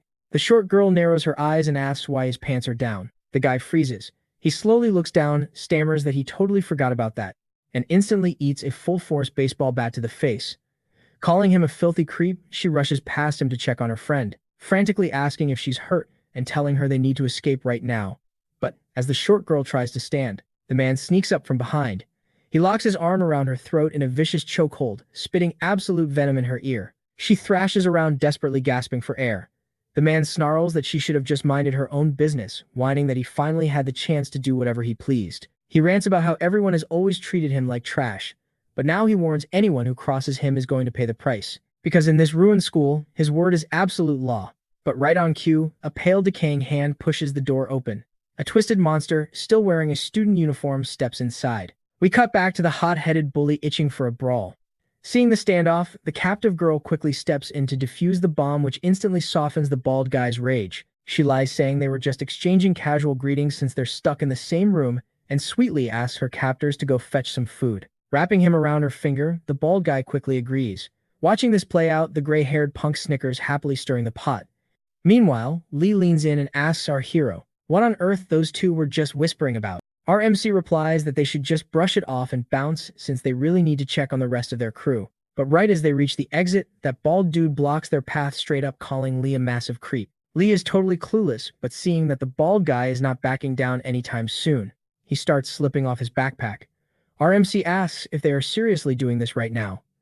Lee sighs, saying he really did not want to throw hands, especially with how beat up his body feels, but it looks like he is out of options. That is when our hero steps up, saying there is actually another way. Lee's eyes go wide, asking if he is seriously going to use that monster body. Our MC admits he has no clue if it will even work, but he has to try. While those two are busy talking, the bald guy clocks Lee right in the jaw, leaving him stumbling. The dude keeps swinging while Lee barely dodges. Seeing things go south, our MC suddenly realizes he is floating in this pitch-black void. He is honestly shocked he pulled it off on the first try. He starts replaying what just went down, wondering if he somehow took out that orb. He remembers that right after it vanished, a glowing trail suddenly lit up, and waiting at the end of that path was Sujin, fully mutated into a beast. When he tried to pull her back, he ended up morphing into a monster himself. Even though he still does not quite grasp the mechanics, he at least knows the drill. So he follows that glowing trail, reaching out to connect with both the creature and Sujin. Sujin locks eyes with him. RMC figures she is acting exactly how he did before, meaning it is finally his turn to transform. While he is praying for Lee to hold the line out there, Sujin asks if it is really him. RMC is super confused, wondering why they did not have this little chat last time, and asks if she is holding up okay. She suddenly starts crying out for help, making his stomach drop. He tries to calm her down, but as he steps closer, Sujin snaps, warning him that if he does not vanish right this second, she will end him. Bam! They both hit the floor. Sweating buckets now, he hears Sujin demand how he even got in there. She snarls that this is the second time he has trespassed into her mind and orders him out. He is just totally baffled by this whole mess. Pinned down and gasping for air, he knows he has to bail. He spots that glowing path, desperately reaches out, and barely slips away. Panting like he just dodged the Grim Reaper, our MC tries to process what on earth just happened and what his next move is. Going back into Sujin's mind is a death wish, but if that path does not show up again, is he just stuck here, realizing he might actually fade away for good. He decides there is absolutely no way he is going out like that. Back in the real world, Lee is still trading blows with the bald dude. He is caught off guard when the guy eats a clean punch to the face and immediately swings back even harder. But when Lee gets a good look at the guy's face, he freezes. Even the attacker himself looks completely spooked by whatever is standing behind Lee. RMC, now fully transformed into a beast, calls Lee his buddy and says he has got his back. The camera cuts back to the silver-haired dude and the girl.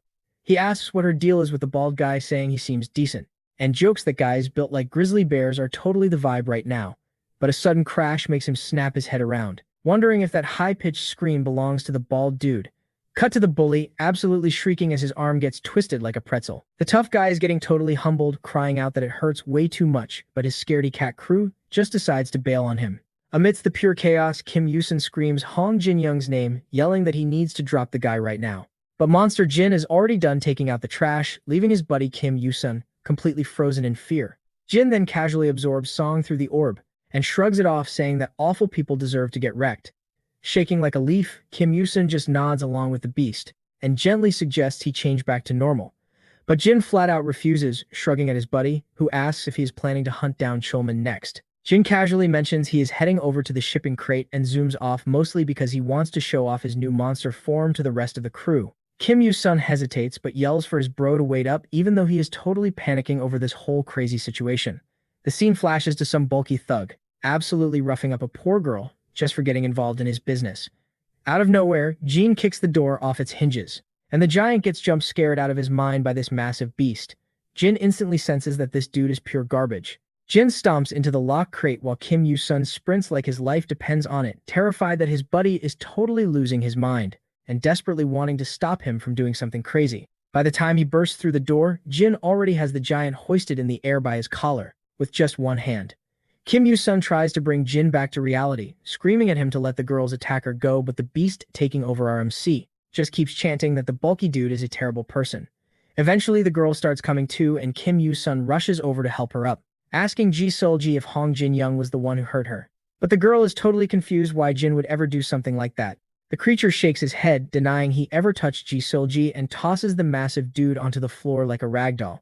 Kim Yu-sung quickly apologizes for jumping to conclusions, while the girl stares in pure shock, unable to process that this beast is actually Jin-young. But honestly, the tension in the room just goes through the roof. The beast absolutely wrecked the bully. Kim soon screamed at him to stop while the girl stood there totally paralyzed by the terrifying scene happening right in front of her. Isun yelled again, begging his monster friend to back down. But Monster Jin hated that tone. Isun's eyes almost popped out of his head as he scrambled to explain himself. Out of nowhere, Jingyu pointed a finger at him, calling him a bad guy too, and decided he was next on the hit list. Isun immediately bolted out of that container, sprinting for dear life. But Jingyu chased right after him, growling about where he thought he was going. Isun cried out apologies as he dashed, promising he would never swear at him again. But Monster Jin was completely focused on ending his own friend. Isun shrieked as he ran, hoping Jin would somehow snap out of it, completely shocked that his best buddy would actually try to hurt him. Just as the beast's claws were inches from Isun, a massive shadow dropped behind him. He spun around, thinking a meteor just hit the earth, but it was another monster checking if the kid was alright. Jin was weirded out by a talking creature, but the newcomer casually noted how dangerous the area was and offered to take their chat somewhere else. Jin, in his monster form, demanded to know who this talking beast was. The creature replied that they might look alike, but they were definitely different. A totally angry Jin snapped back, calling the beast way worse than himself. The creature made it clear that it had taken down a monster too. And even though it felt terrible since that beast used to be a student just like them, he was cut off when Jin threw a heavy hook. The beast countered in a flash landing, a solid hit on Jinyu, complaining that he just wanted to talk and demanded some respect as a senior student. Inside his monster mind, Jinyu had no idea why he was getting beaten down, right as the older beast slammed his face deep into the dirt. The white monster sighed, realizing words were useless, now pointing out that even like this, the guy was still just a feral beast. Jin, spitting dirt from the floor, stubbornly insisted he wasn't a monster. Meanwhile, the giant white beast, who was way stronger than him, still called himself a pacifist right after handing out that brutal beating. Elsewhere, Seolji was helping an unconscious girl to her feet until Isun walked up and offered to handle the situation himself. As he helped carry the blonde, Seolji nervously asked if it was really true that Jingyu was the monster. Isun confirmed it, prompting her to ask about the guy knocked out on the floor and why Jingyu attacked him. The girl quietly explained he did it to save Yuji from being attacked. Hearing that, Isun muttered that it was exactly what someone who deserved to die would do. With that settled, he figured it was time to pack up and leave. Seolji asked what their plan was for Jingyu. Isun simply answered that they just had to go back and see the chaos for themselves. Cutting back to Jin, he demanded to know why this so-called peace lover wouldn't stop attacking. The white monster coldly replied that he only eliminated bad people. Not backing down, Jin ordered him to stop the killing. The white beast asked what would happen if he refused. Jin promised he would wipe him out himself. Annoyed by the disrespect, the giant started crushing our hero's head. And even though he had never killed a talking creature before, he decided to finish Jin off before more people got hurt. He went back to attacking him, trying to push down his own guilt.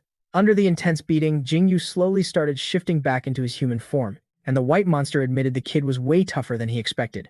Still, he pulled his arm back for the final strike.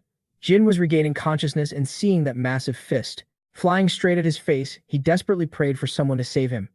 Suddenly, the beast's giant hand froze, stopping exactly 1 centimeter away from his nose as a voice yelled out, demanding to know what the heck the monster was doing. It was Isun, and the girl's completely exhausted with Yuji on his back.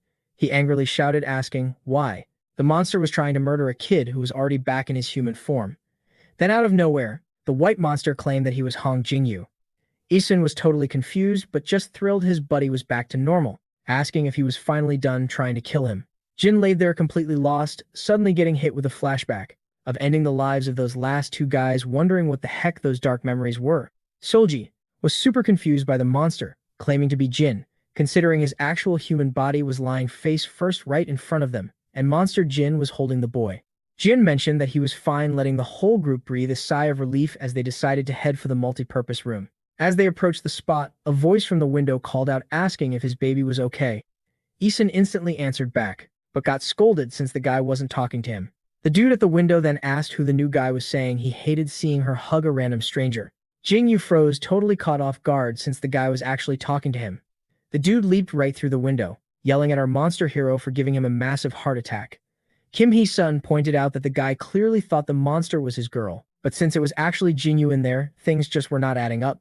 Solji admitted it sounded totally crazy, but what exactly would happen to that white beast if Jingyu returned to his human form? Kim Hee-sun guessed the original creature might just grab the wheel again. The girl figured if the beast went on a rampage and then Jingyu snatched his body back, it would spell massive trouble the second our guy turned human again. Hee-sun realized the white beast could easily go wild once more. Meanwhile, the jealous boyfriend was still fuming, demanding to know who the kid was, and wanting answers from the creature since his girl did not have a little brother. He swore he was dead serious while talking to Monster G1, who straight up told him he was not his girl but instead asked when she started using these freaky powers. The dude lost it, thinking this was all just a lame excuse for his girl to drop him for the new guy Jingyu. Crazy, right? He was completely raging, refusing to accept he was getting replaced. But Solgi stepped in, warning him that his girl's life was literally in the beast's hands. She told him to spill the truth right now if he ever wanted to see her safe again. The guy just looked lost, so Solgi told him to take a real close look at the white creature's core. That is when the heartbroken guy finally saw it, wondering when exactly the core changed to red. She broke it down for him. Juan, his girl, was not the only one with abilities. Their group actually had someone who could take control of a creature's body. That made the core glow red when someone hijacked it, which is exactly why his girl's fate was totally up to him right now. Kim Hee-sun felt super nervous, wondering if this was just a clever trick to stop anyone from crossing them later on. He asked how Solji knew all of this, but honestly, she was just faking it to keep the whole situation from falling apart. The guy finally got that the beast was not G1, and he was honestly just glad he was not getting dumped. Solji dropped a heavy warning if he or his girl tried any shady moves they could end her in a heartbeat. Completely shaken, he agreed right away. He promised he would not pull anything and begged them to keep Jaiwan safe.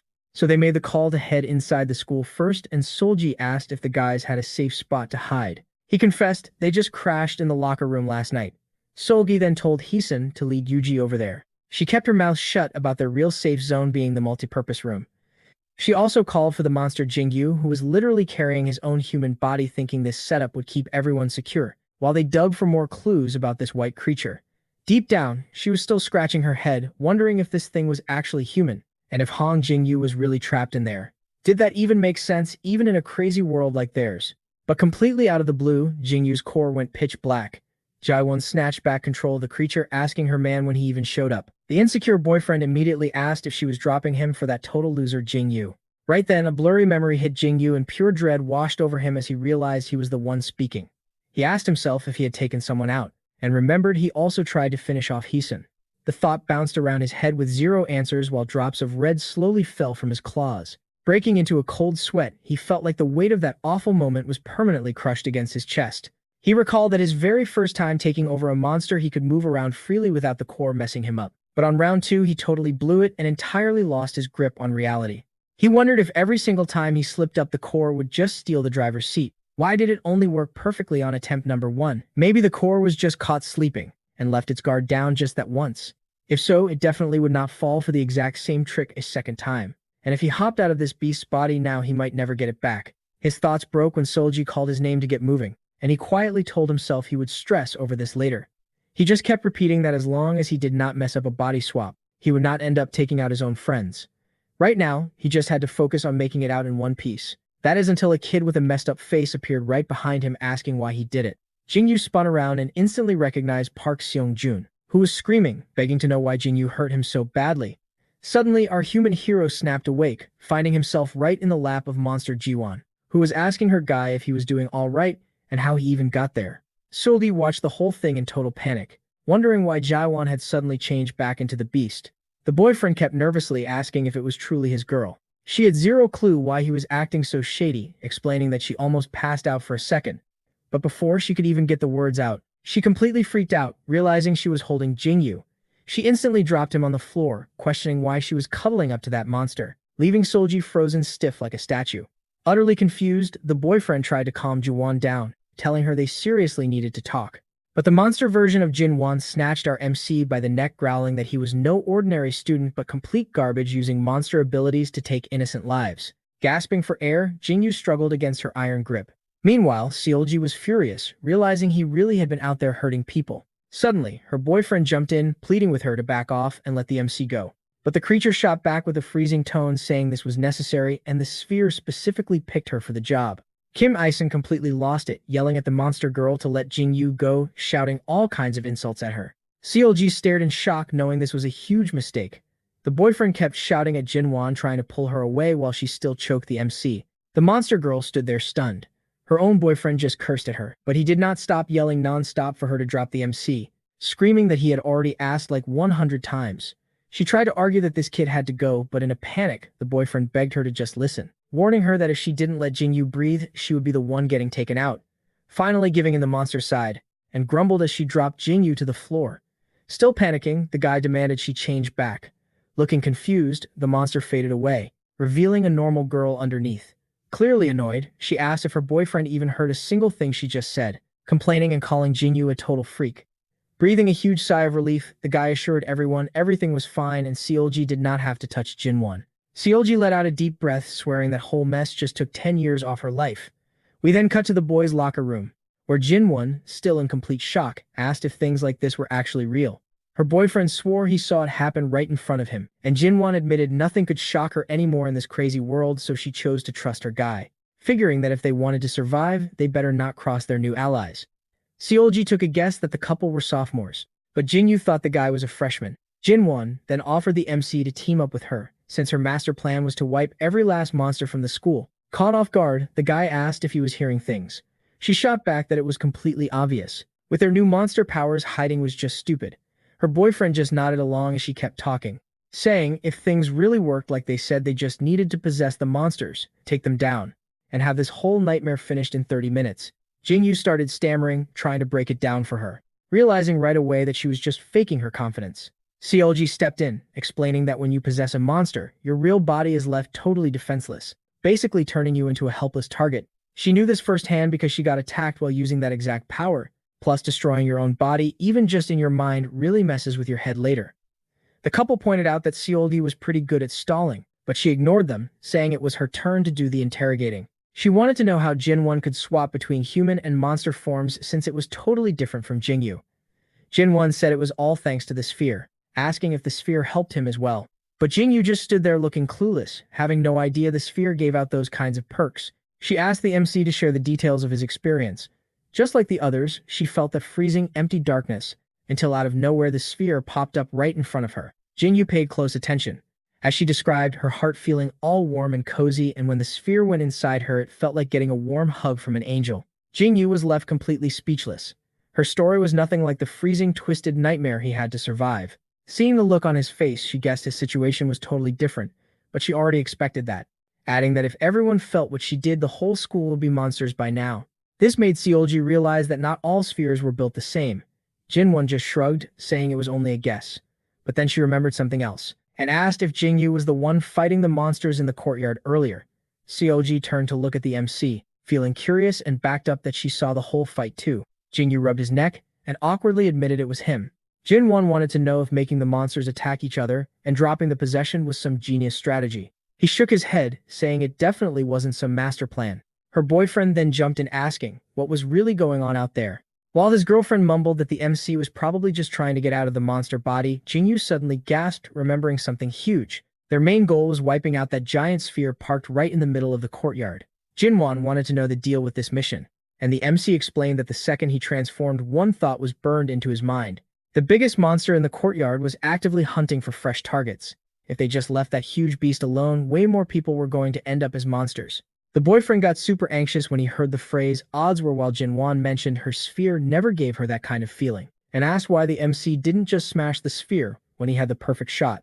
Jinyu admitted he completely messed up that chance, and besides, the other monsters were not just going to sit back and watch. Suddenly, Jinwan finally understood. She figured out why that fight happened earlier. It clicked that our main guy couldn't handle this alone, so he definitely needed her backup.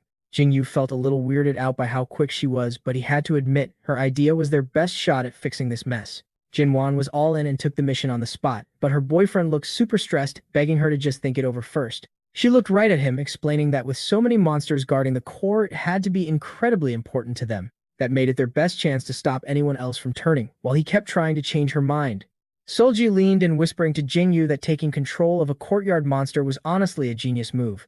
He still wasn't so sure about it, but Solji reminded him he had already done it before, totally hyping him up. Our guy admitted he tried it on the other monster, then whispered a secret in her ear.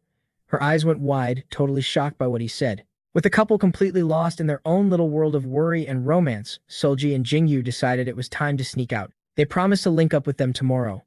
But Jinwan really thought they were about to go fight the courtyard monsters right now. Jingyu quickly made an excuse, saying they should wait until tomorrow because he was basically running on empty. Jinwan hated that idea though. She argued that waiting meant even more students could turn into monsters. Solji jumped in to back him up. She told them they needed full energy for this run, and since the sun was already going down, fighting in the dark would be an absolute nightmare. Jinwan finally backed down. She even called Solji Sunbae Nim, which honestly sounded a bit weird, promising she would meet the two freshmen before lunch so they could go take down those creatures together. Back in the multipurpose room, Kim Hyson was groaning about the transformation guide. He thought the advice to just choke yourself was way too simple, feeling like it skipped all the details. But Jingyu made it clear you only did that if you were totally ready to die. Solji cut the small talk right there, asking what their actual plan was for the morning. Because if Jingyu was right about his secret that taking out the courtyard monster was impossible, they would need to find a different target. Our guy nodded but pointed out that hunting these things instead of hiding from them was just pure madness. Solji didn't care. To her, if they just sat there doing nothing, the seniors would get suspicious, and that would definitely get them killed. Jingyu swore he would be the first one to go down. Then he changed the subject to the senior Jinwan, explaining that when he took over her body, he felt this chilling vibe. She was incredibly dangerous and just so desperate to use monster powers to save the world. Major hero complex energy. Solji agreed that the girl was completely out of her mind, especially since she tried to take a life like it was nothing. Kim Hyson laughed, joking that with this new skill, Jingyu could easily start reading fortunes. The kid just brushed it off though, saying it was only a feeling he got. He turned to look at Yuji. She was still passed out, and he just prayed she was doing okay. Kim Hyson guessed she probably just hit her head, hoping she would wake up soon. Then he randomly asked how our main guy's eyesight was, figuring his friend couldn't see a thing without his glasses. Jingyu waved a hand in front of his own face, looking totally confused.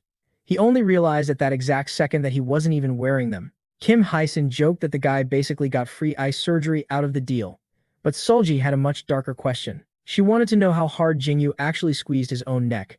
By the second night, after everything had completely fallen apart, Jingyu finally fell asleep. Kim Hyson was trying to get some rest too. It turns out, humans really can get used to anything, even absolute terror. The girls also managed to sleep a little better than before.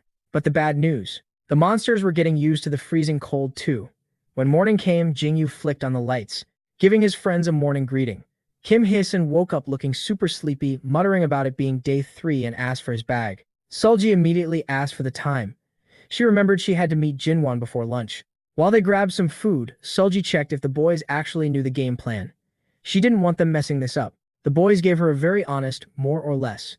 Chewing her food, she just decided to trust that they got the main idea. After all, the plan was dangerous, but it wasn't rocket science. Kim Hyson guessed it was around 9:30 in the morning, and said it was finally time for the monster hunt. Walking down the school stairs, that smashed door on the steps still gave off brutal vibes, making Jingyu sick to his stomach, knowing he had to go back to that spot. Solji quickly shushed him, warning that the creature might still be roaming upstairs. Their goal was to catch the rooftop monster, but if it was gone, they needed a backup target. Either way, getting to the high ground was their best chance to spot these things. Jingyu slowly peeked through the doorway, panicking when he saw the monster was still right there, standing over those unlucky students. Kim Hyson nudged the MC to step up. Jingyu just stared in disbelief. The beast was just hanging out right there. But hey, maybe this was a free pass. He crept closer inch by inch. Something felt completely off though. He could not feel its presence at all. On top of that, its floating core was totally gone. The bodies of its victims were just lying around, and usually, these freaks would be snacking on them. Kim Yi-sun practically jumped out of his skin when his buddy yelled his name. But Jingyu dropped a bomb. The monster was already dead. Solji was completely lost. Who the heck could take down a beast like that?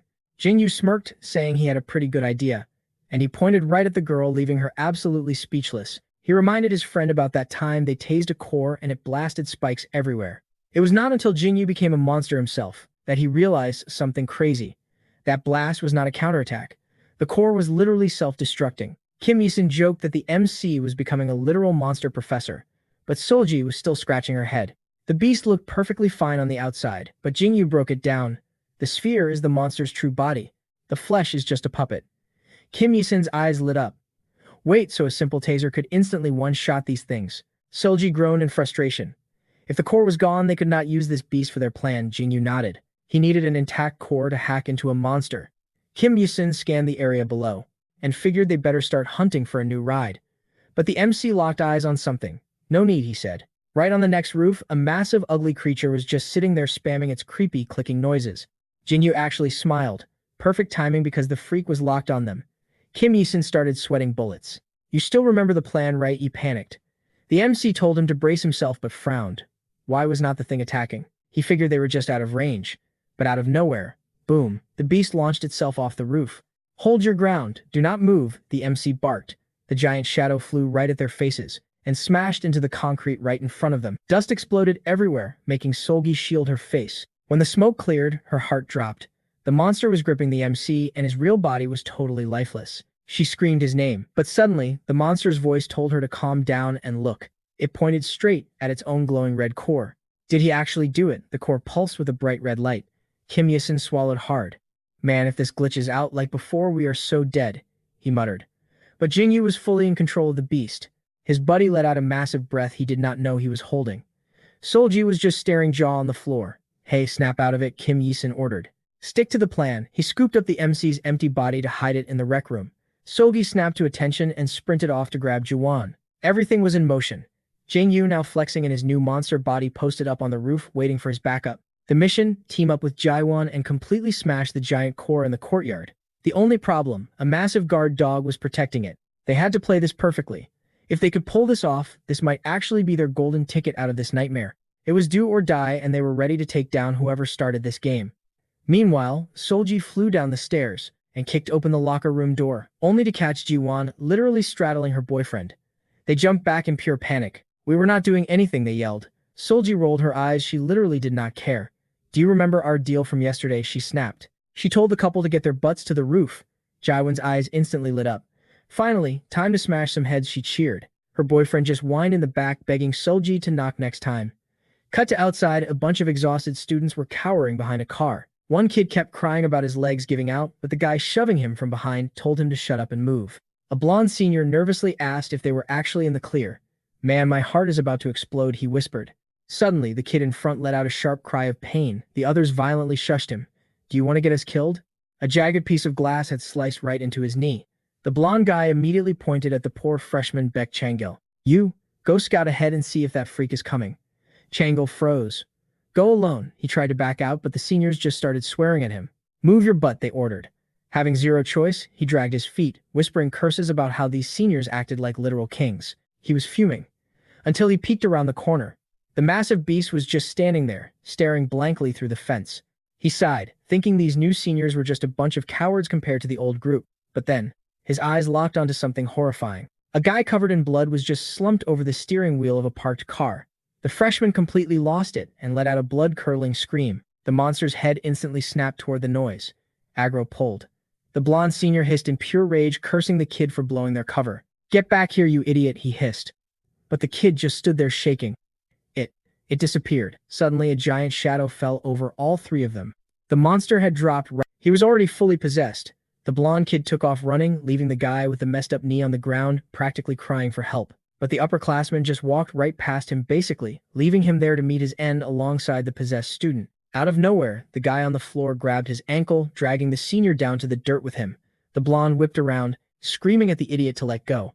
But the furious kid on the ground glared right back, swearing that if he was going down, he was taking the blonde down with him. The creature fully materialized right between the two fallen students, and the upperclassmen suddenly felt the terrifying sting of the mutation. A massive blast followed, launching part of a student straight across the courtyard. Chongo was left standing all by himself, freaking out. He cursed those two for dragging him outside when they were perfectly safe back in the building. The creature stepped toward him, its bones snapping and twisting. A terrified Chongo threw his hands up, screaming at it to stay away. Right on cue, Jingyu crashed the party in his red spear, holding monster form. The two beasts collided, setting off another huge shockwave, and Chongo watched in pure horror, realizing he was now stuck between two monsters. He turned and sprinted away instantly, desperate to escape the crossfire. Jingyu thought to himself that things were definitely not going according to plan, but he quickly realized this new monster body felt totally different from the one Kim Sujin was controlling. As he started completely destroying his opponent, he felt a massive power upgrade compared to his last fight. With stats this high, Jingyu figured he could handle this without Jiwan backing him up. He promised to make these creatures pay double for the absolute nightmare they caused. The two massive beasts traded brutal punches, that chilling roar echoing over and over. The enemy launched a deadly spike right at Jingyu, but he easily blocked the hit. He casually yanked the spike out of his arm, declaring it was time to end this fight, and unleashed a savage combo to finish off the enemy. Up on the rooftop, Jiwan watched the whole thing, telling Sulji he was doing great on his own, and questioning why he even asked for her help to begin with. Jiwan was super confused about why Jingyu randomly started fighting this specific creature, rather than focusing on the original target in the courtyard. Sulji just shrugged, saying it just turned out that way. Yawning, Jiwan announced she was just gonna chill and enjoy the free entertainment. Sulji nervously mentioned they should probably step in, but Jiwan just laughed, joking that she actually felt sorry for the monster getting beat up. She wanted to see Jingyu win a clean one-on-one, promising to jump in if he started losing. Sulji had to agree, admitting our main character looked like an absolute unit who didn't need any saving. Down in the courtyard, Jingyu dropped another crushing blow onto the defeated enemy. He suddenly realized his head felt completely clear, totally unlike the foggy mess from his first time possessing a body. He decided to use this chance to master his new moves, firing up his red core, ready to completely wipe this monster off the map. His ultimate attack connected perfectly, exploding with crazy force against the helpless enemy. But without warning, Jingyu's vision forcefully jerked upward toward the clouds, and he suddenly realized he was airborne. Pure panic set in as he yelled out, eyes wide with shock, totally clueless if he just got blasted from far away.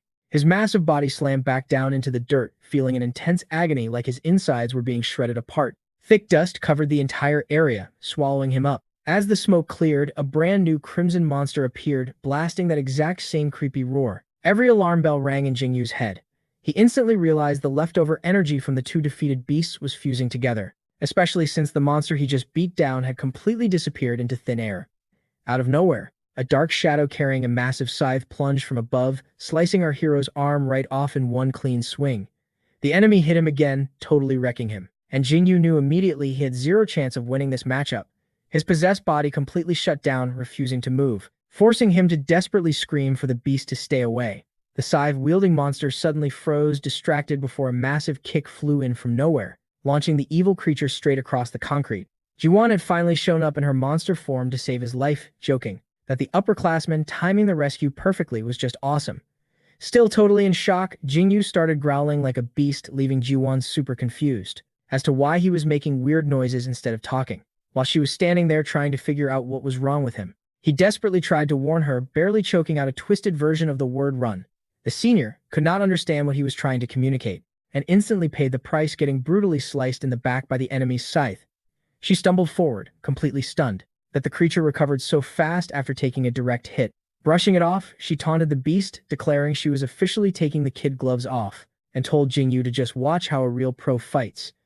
But the Crimson Nightmare instantly dashed past her, dropping Jingyu face first onto the pavement, leaving Jiwan frozen in place, totally unable to process how fast that happened. Our main character felt his vision going dark, watching his monster's health bar crash straight down to zero.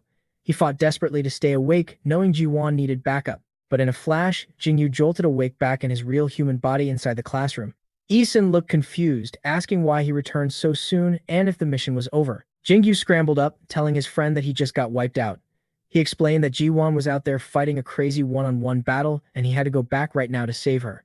Isun wants to know how he got taken out, asking if an entire army of monsters showed up to guard the giant sphere. But Jingyu reveals it was literally just one insanely overpowered beast.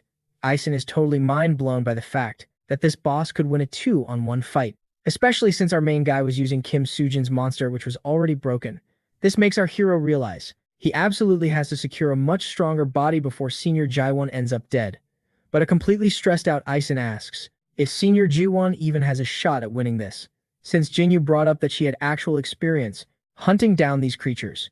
Our hero admits he has taken over her monster form before and knows it packs a serious punch, but he flat out says the girl has absolutely zero chance of winning, because Kim Sujin's possessed monster was way stronger, and it still got completely wiped out. The guys start freaking out because they have to get moving, but Yuji is still out cold on the floor. Cutting back to the intense battle, a transformed Jiwon grips her bleeding chest in sheer panic. She literally just dodged death, watching helplessly as the deep red monster grows even larger right in front of her face, roaring loudly. The poor girl silently begs the beast to just give her a second to breathe, but then she suddenly freezes, realizing something is terribly wrong with her own body. Looking up, she finds herself staring dead into a giant red sphere, heavily doubting if she can actually defeat this nightmare. After taking yet another brutal hit, pure terror sets in. Admitting that she is scared out of her mind, she decides to fall back and escape, planning to fight it later when Jinyu is around. But out of nowhere, the monster snatches her right by the waist, totally blocking her only way out. We get a flashback where a student thanks her, still gasping for air after being saved, and nervously asks who this monster in front of them is. Jiwon paused for a brief second before replying, calling herself a monster that hunts down other monsters. On day one, when she first transformed and took down a beast, she honestly felt like a superhero straight out of a comic book. That sparked a pretty wild and dangerous idea in her mind. If she just played her cards right, she could step up and be a real hero. That was the moment she promised herself she would completely destroy every single monster that ever got in her way. But standing here now, she realizes just how foolish and cocky that sounded. The beast she thought she had already beaten caught her totally off guard, landing a massive critical blow. Jaiwon stumbles back, desperately trying to recover from the impact, silently begging it to just stop. But the brutal attacks keep coming, while that main core seems to shake heavily with every single movement. Meanwhile, in the hallway, Jinyu is running for his life, trying to track down Jiwon when he suddenly bumps right into Solji. Ison, who was running right behind him, asks if she has heard anything about their senior, but Solji drops the bad news, saying this is literally the worst-case scenario. They did not spot a single monster upstairs, which means they have to go search somewhere else entirely. Jinyu is completely lost on where to check next. Ison jumps in, pointing out that running around hunting for monsters when they do not even have one on their side is basically just asking to die. Solji nods in agreement and tells the boys to follow her down to the first floor. Elsewhere, a girl is quietly writing in her notebook until the school bully Tuko marches up to her, absolutely furious that she is just studying while the world is ending. She calmly explains that she is simply writing down everything that is happening. But the angry guy refuses to believe that taking notes is going to do anyone any good. She simply tells him to back off and leave her alone, but Tuko completely loses his mind and gets right in her face. He angrily asks if she thinks he is some kind of joke just because he got a little spooked by some monsters earlier. The girl immediately fires back, questioning if taking his anger out on her is really his best move, right after letting his own friend die right in front of him. Hearing that, he just glares down at her with pure evil in his eyes. Meanwhile, inside the school bathroom, someone is loudly crying in a stall. It is the terrified freshman, having a total mental breakdown while going to the bathroom. He cries about how everyone else got killed off again except for him, sobbing his eyes out. He just keeps apologizing over and over to all the kids who did not make it. At the same time, Jaiwon's boyfriend is having a panic attack, begging out loud for her to stay safe. But in reality, the poor girl is getting absolutely destroyed by the enemy. She feels like her health bar is flashing bright red, and if she loses her monster form right now, it is an instant game over. In her head, she is practically screaming at Jingyu to hurry the hell up. Suddenly, the giant red monster reacts to a noise. Glancing over, the mother core lets out a vicious roar, blasting a massive purple energy ball right out of its mouth. Back in the classroom, the girl with the notebook gets brutally slammed into the wall. Tuko gets violent, accusing her of calling him a coward for leaving his buddy behind to die. He aggressively screams in her face, demanding to know what else he was supposed to do in that situation. The terrified student desperately tries to explain, swearing she never actually called him that, and begs him to please just chill out. But he slaps her hard across the face, asking if she knows some hidden secret. She groans in pain on the floor as Tuko roughly grabs her, telling her that there are no laws or rules left in this messed up world, and claiming she has absolutely zero clue what that really means. With a twisted, evil look on his face, he promises to show her firsthand exactly what that means. The poor girl's eyes go wide in pure horror, screaming at the friend. All of a sudden, the girl starts blurring out of Tuko's sight. She frantically fumbles around for her glasses, practically blind without them. And the second she slides them on, she freezes in absolute horror. Right in front of her eyes, a creepy dark orb is taking total control of the kid's body. Over in the bathroom, that crying freshman's possession kicks in, and he starts panicking as his entire vision fades into pitch black. Ji-won's boyfriend gets hit with the exact same symptoms. Thanks to his girl's stories, he instantly knows exactly what is happening to him. Down the hall, a girl shrieks in terror. She spots something creepy hovering right over her classmate's head, crying out that her mind is a mess and she is freezing cold. Complete chaos breaks out. The normal students run for their lives, desperately dodging their classmates who are mid-transformation. Up above, the giant purple sphere is cranking up its power, acting like a massive switch, turning on the monsters inside all these kids. Freaking out, Jingyu asks what the game plan is if they cannot find a monster, but CLG admits she is totally clueless too. The only thing she knows for a fact is that if they do not secure one fast, Senior G1 is actually going to die. Jingyu starts stressing, complaining about their terrible luck when they actually need a monster. But then he looks back and notices Isun is frozen in his tracks. The MC stops on the stairs and heads right back up. CLG, completely oblivious, tells them to hurry up because the clock is ticking. That is when Jingyu's heart drops. His best buddy has a monster sphere floating right over his head. Barely holding onto his sanity, Isun mumbles that it is so dark and freezing cold. The only thought left in his head is that they are completely done for. Meanwhile, Dako is looming over the writer girl. He is getting super desperate, yelling at her to undo whatever she just did to him. But she just screams right back at him, absolutely terrified and completely clueless about what is going on. The two of them start wrestling in the pitch-black room. Blinded by the darkness, they are wildly trying to shove each other away. Dako stumbles backward, his brain refusing to process what he is actually feeling. Totally out of it, his legs give out and he crashes straight down onto the girl. She is so paralyzed by absolute fear that she cannot even twitch. Blind panic takes over and she starts screaming for her mom. Thrashing around to get his heavy body off her, her hands scramble across the floor until she grips a pen. With zero hesitation, she shoves it right into the bully. Dako rolls off to the side, groaning that all his energy is completely drained. Shooting him, one last terrified glare, she bolts out of that room. She leaves the bleeding kid totally abandoned on the floor, just as the ominous black sphere hovering over his head slowly starts cracking apart. Cutting back to the stairwell, Jingyu is staring in horror at Isun. His friend keeps muttering those exact same terrifying symptoms of the monster mutation. The MC sprints up the steps, shouting his buddy's name. But CLG quickly asks if that chokeout trick Jingyu used on himself could save Isun right now. Jingyu bites his lip, admitting it is a total gamble. It all comes down to what specific type of sphere spawned. CLG quickly runs the math. Isun only has two ways out. Either he solos the sphere using pure willpower like Jingyu did, or he prays he rolled a harmless sphere like Senior G1 even though those odds are basically zero. Right now, Isun is losing the war inside his own head, slipping away second by second. He weakly asks if Jingyu is still there. The MC grabs his shoulders hard, desperately begging his bro to stay awake. Isun forces a weak smile saying he will give it everything he has, but they both know he might not clutch the survival check like Jingyu did. Deep inside his consciousness, Isun is terrified about what happens if the monster actually takes over. Meanwhile, the dark sphere just keeps getting bigger and bigger in front of him. Confused about when this massive orb even showed up, his legs give out. He collapses, looking like a guy who just fully threw in the towel. In the real world, Jingyu is aggressively shaking his friend, completely desperate. Suddenly, CLG asks a wild question. Does his possession skill only work on fully turned monsters?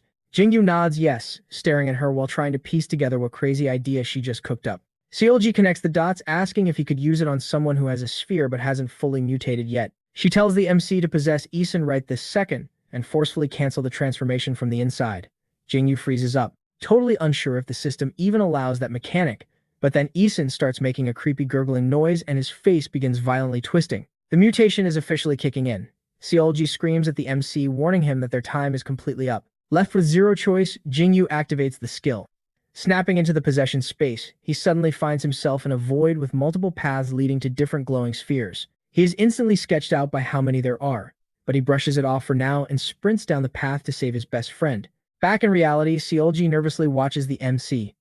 Jingyu's face is now heavily distorted too, right as Isun's sphere glows a violent bright red. She is just praying this wild stunt does not permanently break Jingyu's brain, considering they literally just made this plan up on the spot. Inside the mindscape, Jingyu spots his buddy curled up in a helpless ball, right in front of the looming dark sphere. The MC suddenly realizes he jumped in here without a single plan. He has to figure out the fastest way to snap his bro out of this nightmare. So going with his gut, he just winds up and punches Isun square in the jaw with absolutely zero hesitation. Isun snaps awake, rubbing his face in pure confusion. Seeing Jingyu standing there, he fully believes he is just hallucinating in a dream. Jingyu is honestly shocked, but super relieved his brute force strategy actually worked. That is, until a massive roar from the sphere shakes the entire room, reminding the boys that the final boss is still staring them down. Isun glares hard at the dark artifact, but Jinyu steps right up to handle it. Knowing they have to bail before things get worse, he aggressively pulls a totally dazed Isun straight out of that mental zone. Back in the real world, the guys are completely paralyzed in front of Solji, who looks incredibly suspicious, worried they just tried something way too dangerous. But then the orb floating above Yisun begins to fade away. Bit by bit, his pale face regains its color and the orb entirely disappears. Solji and Jingu quickly realize that the mutation process has been completely stopped. Yisun practically worships Jingu for saving him, genuinely stunned that their crazy plan actually succeeded. Our main guy openly admits he was pretty sure they were gonna fail, but then he brings up those weird trails he noticed connecting to other orbs. This makes Solji wonder if these are the exact same links he relies on to take over the monsters' bodies. Jingu drops a bombshell, saying he spotted around 5 distinct trails, which means a bunch of people close by are mutating. The dread hits them all at once. This whole mess is way more severe than they originally guessed, with a massive wave of mutations breaking out all over the place. Still, Solji manages to look past the horror and spots a huge tactical advantage. The exact targets they were hunting down were literally popping up right in their own backyard. Jingu nods along, pointing out that tracking down those beasts is their top priority. Catching Jingu's depressed expression, Yisun quickly steps in to assure him that none of this is on him. There was no way he could rescue every single person. But Jingu is completely hyperventilating over Yuji, desperately needing to know if she made it out unharmed. Meanwhile, inside the activity room, a sickening snap rings out from the back rows. A twisted, mutated hand creeps out from beneath a desk, signaling the start of another horrific change. A newly leveled up Go Ju-won, currently trapped underneath the beast, desperately tries to keep her cool, repeatedly whispering that she is going to make it out alive. Suddenly, she realizes the creature's attention is entirely locked onto something happening far away. Whatever is going down in the distance is clearly way more important than eating her right now. Seeing the threat level drop, she seizes the moment and carefully inches her way out, desperate to slip away. Doubt creeps in as she remembers her last failed escape attempt that got her pinned in the first place. Reconsidering her options, she figures staying put and waiting for Hong Jingu to rescue her might be the smarter play, though she instantly gets ticked off at how long he is taking, swearing to end him if he actually backed out and left her to die. Meanwhile, Jingu is completely distracted, frantically asking about Yuji's status, terrified for her safety. Yisun is totally thrown off by this sudden focus on the girl, but he firmly reminds Jingu that multiple simultaneous mutations mean they are standing in the middle of a total catastrophe, whispering a frustrated curse. The two guys take off, sprinting down the corridors. Jingu charges ahead silently, pleading with the universe that Yuji is safe, and slams open a nearby door. Solji and Yisun are tailing him closely when out of absolutely nowhere, a beast shatters through the glass, breaking into the building and immediately snatching our main character by the waist. Kim Yisun lets out a terrified scream for his friend, but in a blink of an eye, Jingu directly swaps bodies with the attacker, and is now casually hanging on the exterior wall, his orb already flashing a bright red. Kim Yisun is completely mind-blown, gasping that he nearly had a heart attack, watching that live body swap go down, while the beast suddenly reaches for its own throat. Yisun just stands there totally speechless. Without any hesitation, Jingu brutally snaps the neck of the monster he is controlling, and snaps right back into his human body, like it was absolutely nothing, ordering the crew to keep pushing forward. His friends are heavily intimidated by his insanely overpowered abilities, but they wisely keep their mouths shut. Our hero silently prays Yuji is not inside and carefully pushes open the activity room door, clinging to the hope that she is just sleeping. Instead, they bump face to face with a horrific beast blocking the entrance. The MC desperately asks if it is Yuji, but the creature only answers with a deafening roar.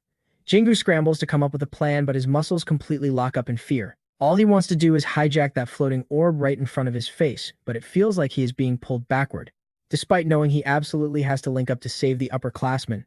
Noticing his panic, Kim Yisun puts a hand on his friend's shoulder and assures him that they still have a tiny window to act, since the mutation process hasn't fully consumed her physical body yet.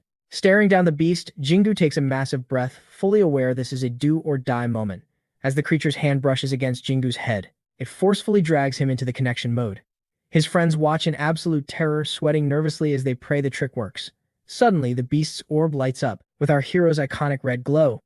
Jingu drops back into the mental realm and immediately spots Yuji slumped on the floor in total despair, sitting right before that giant ominous black sphere. Wasting no time, Jingu grabs her by the shirt collar and pulls back his fist, copying the exact same strategy he used on Yisun. But right before he delivers the punch, she tightly grabs his wrist, tearfully calling out his name and asking if he actually came to rescue her. She completely breaks down into tears, overwhelmed with relief, confessing how terrified she was of dying alone. Jingyu just feels a massive wave of gratitude that she is safe, and urges her that they have to escape this place right now. But suddenly, those familiar possessed markings start creeping across Yuji's face, and horrified, Jingyu realizes she is not breaking out of the trance. Trembling with fear, she asks him what is happening to her. He's tearing his hair out, wondering why she's suddenly trapped here, debating if yanking her out will even pause the mutation or just make things 10 times worse. But he rolls the dice anyway, yelling that they've hit rock bottom and need to bail right now.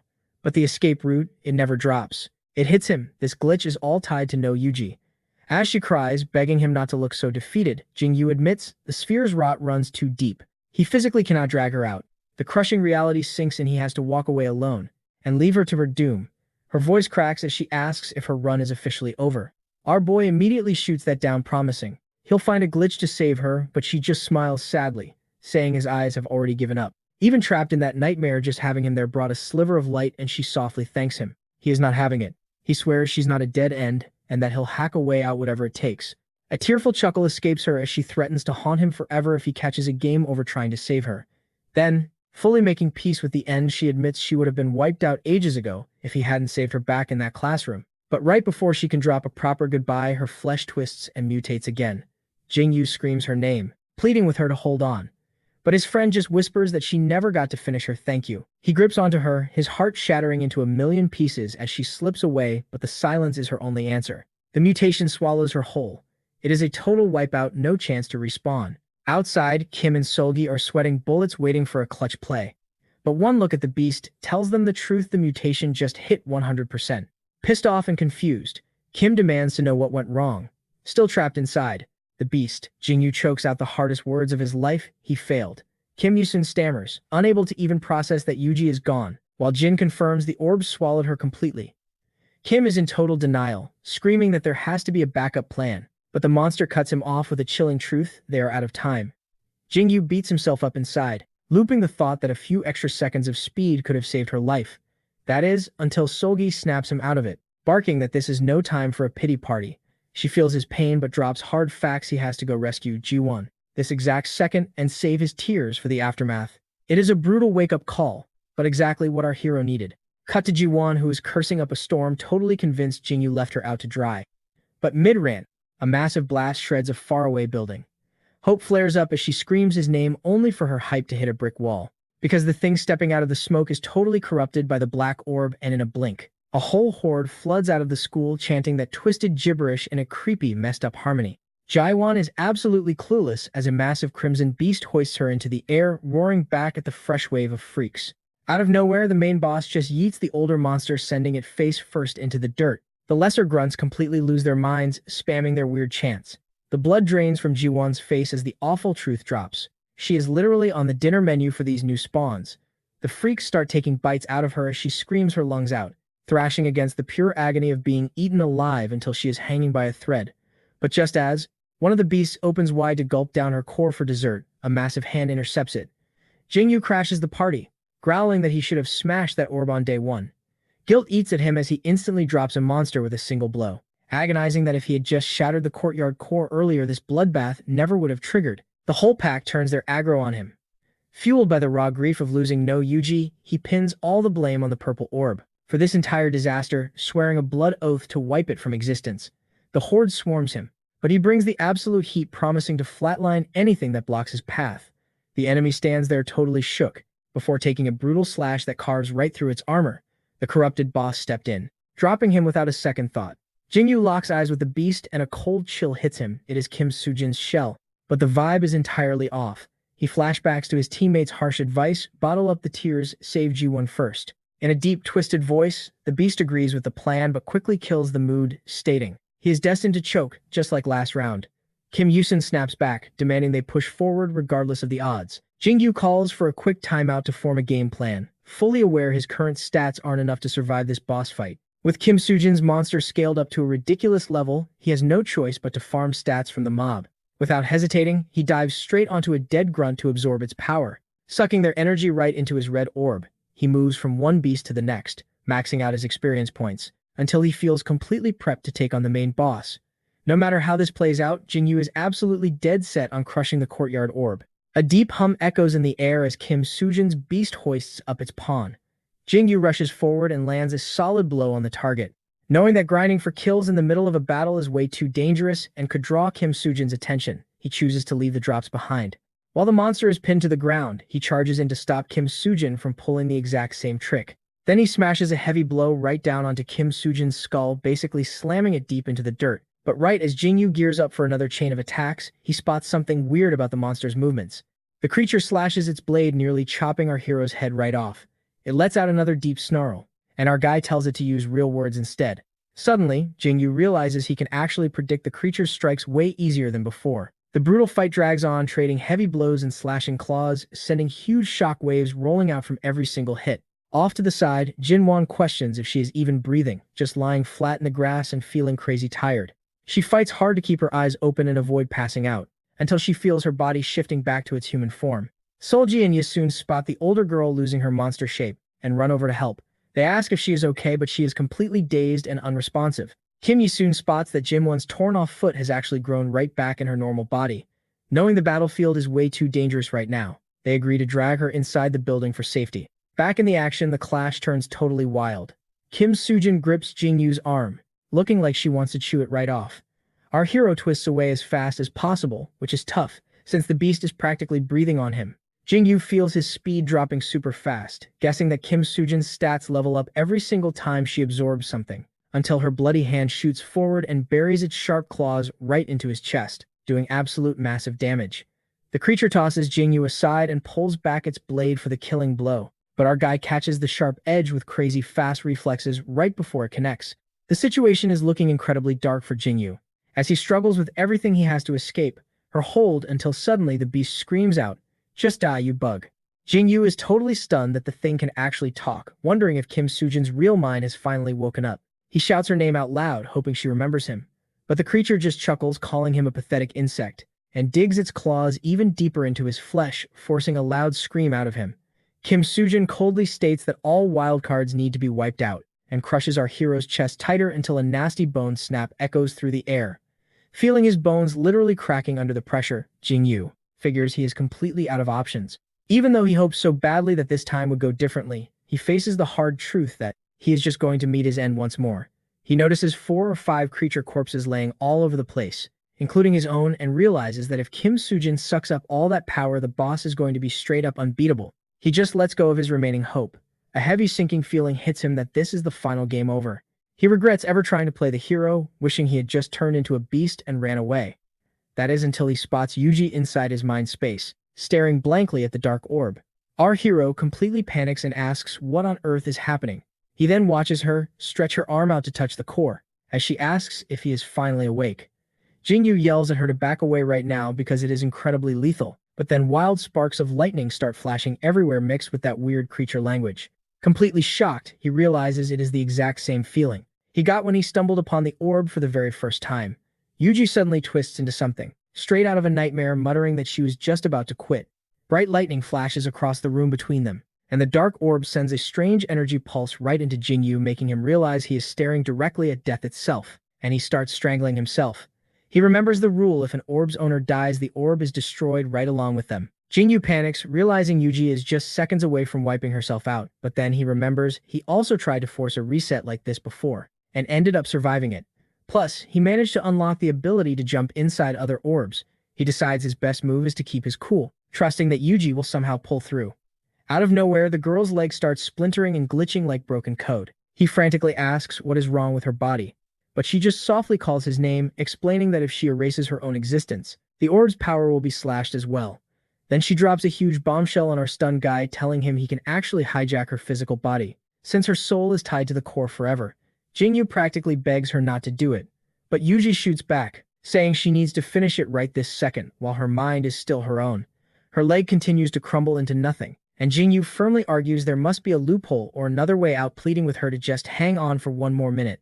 Tears streaming down her face, Yuji reminds him that if he had not carried her to safety earlier, she would have been killed by that classroom monster anyway. Crying, she admits that sacrificing herself right now is 1,000,000 times better. Suddenly, the dark sphere's energy flares up, and Jingyu desperately screams at her to stop, warning her that he will never accept this if she goes through with it.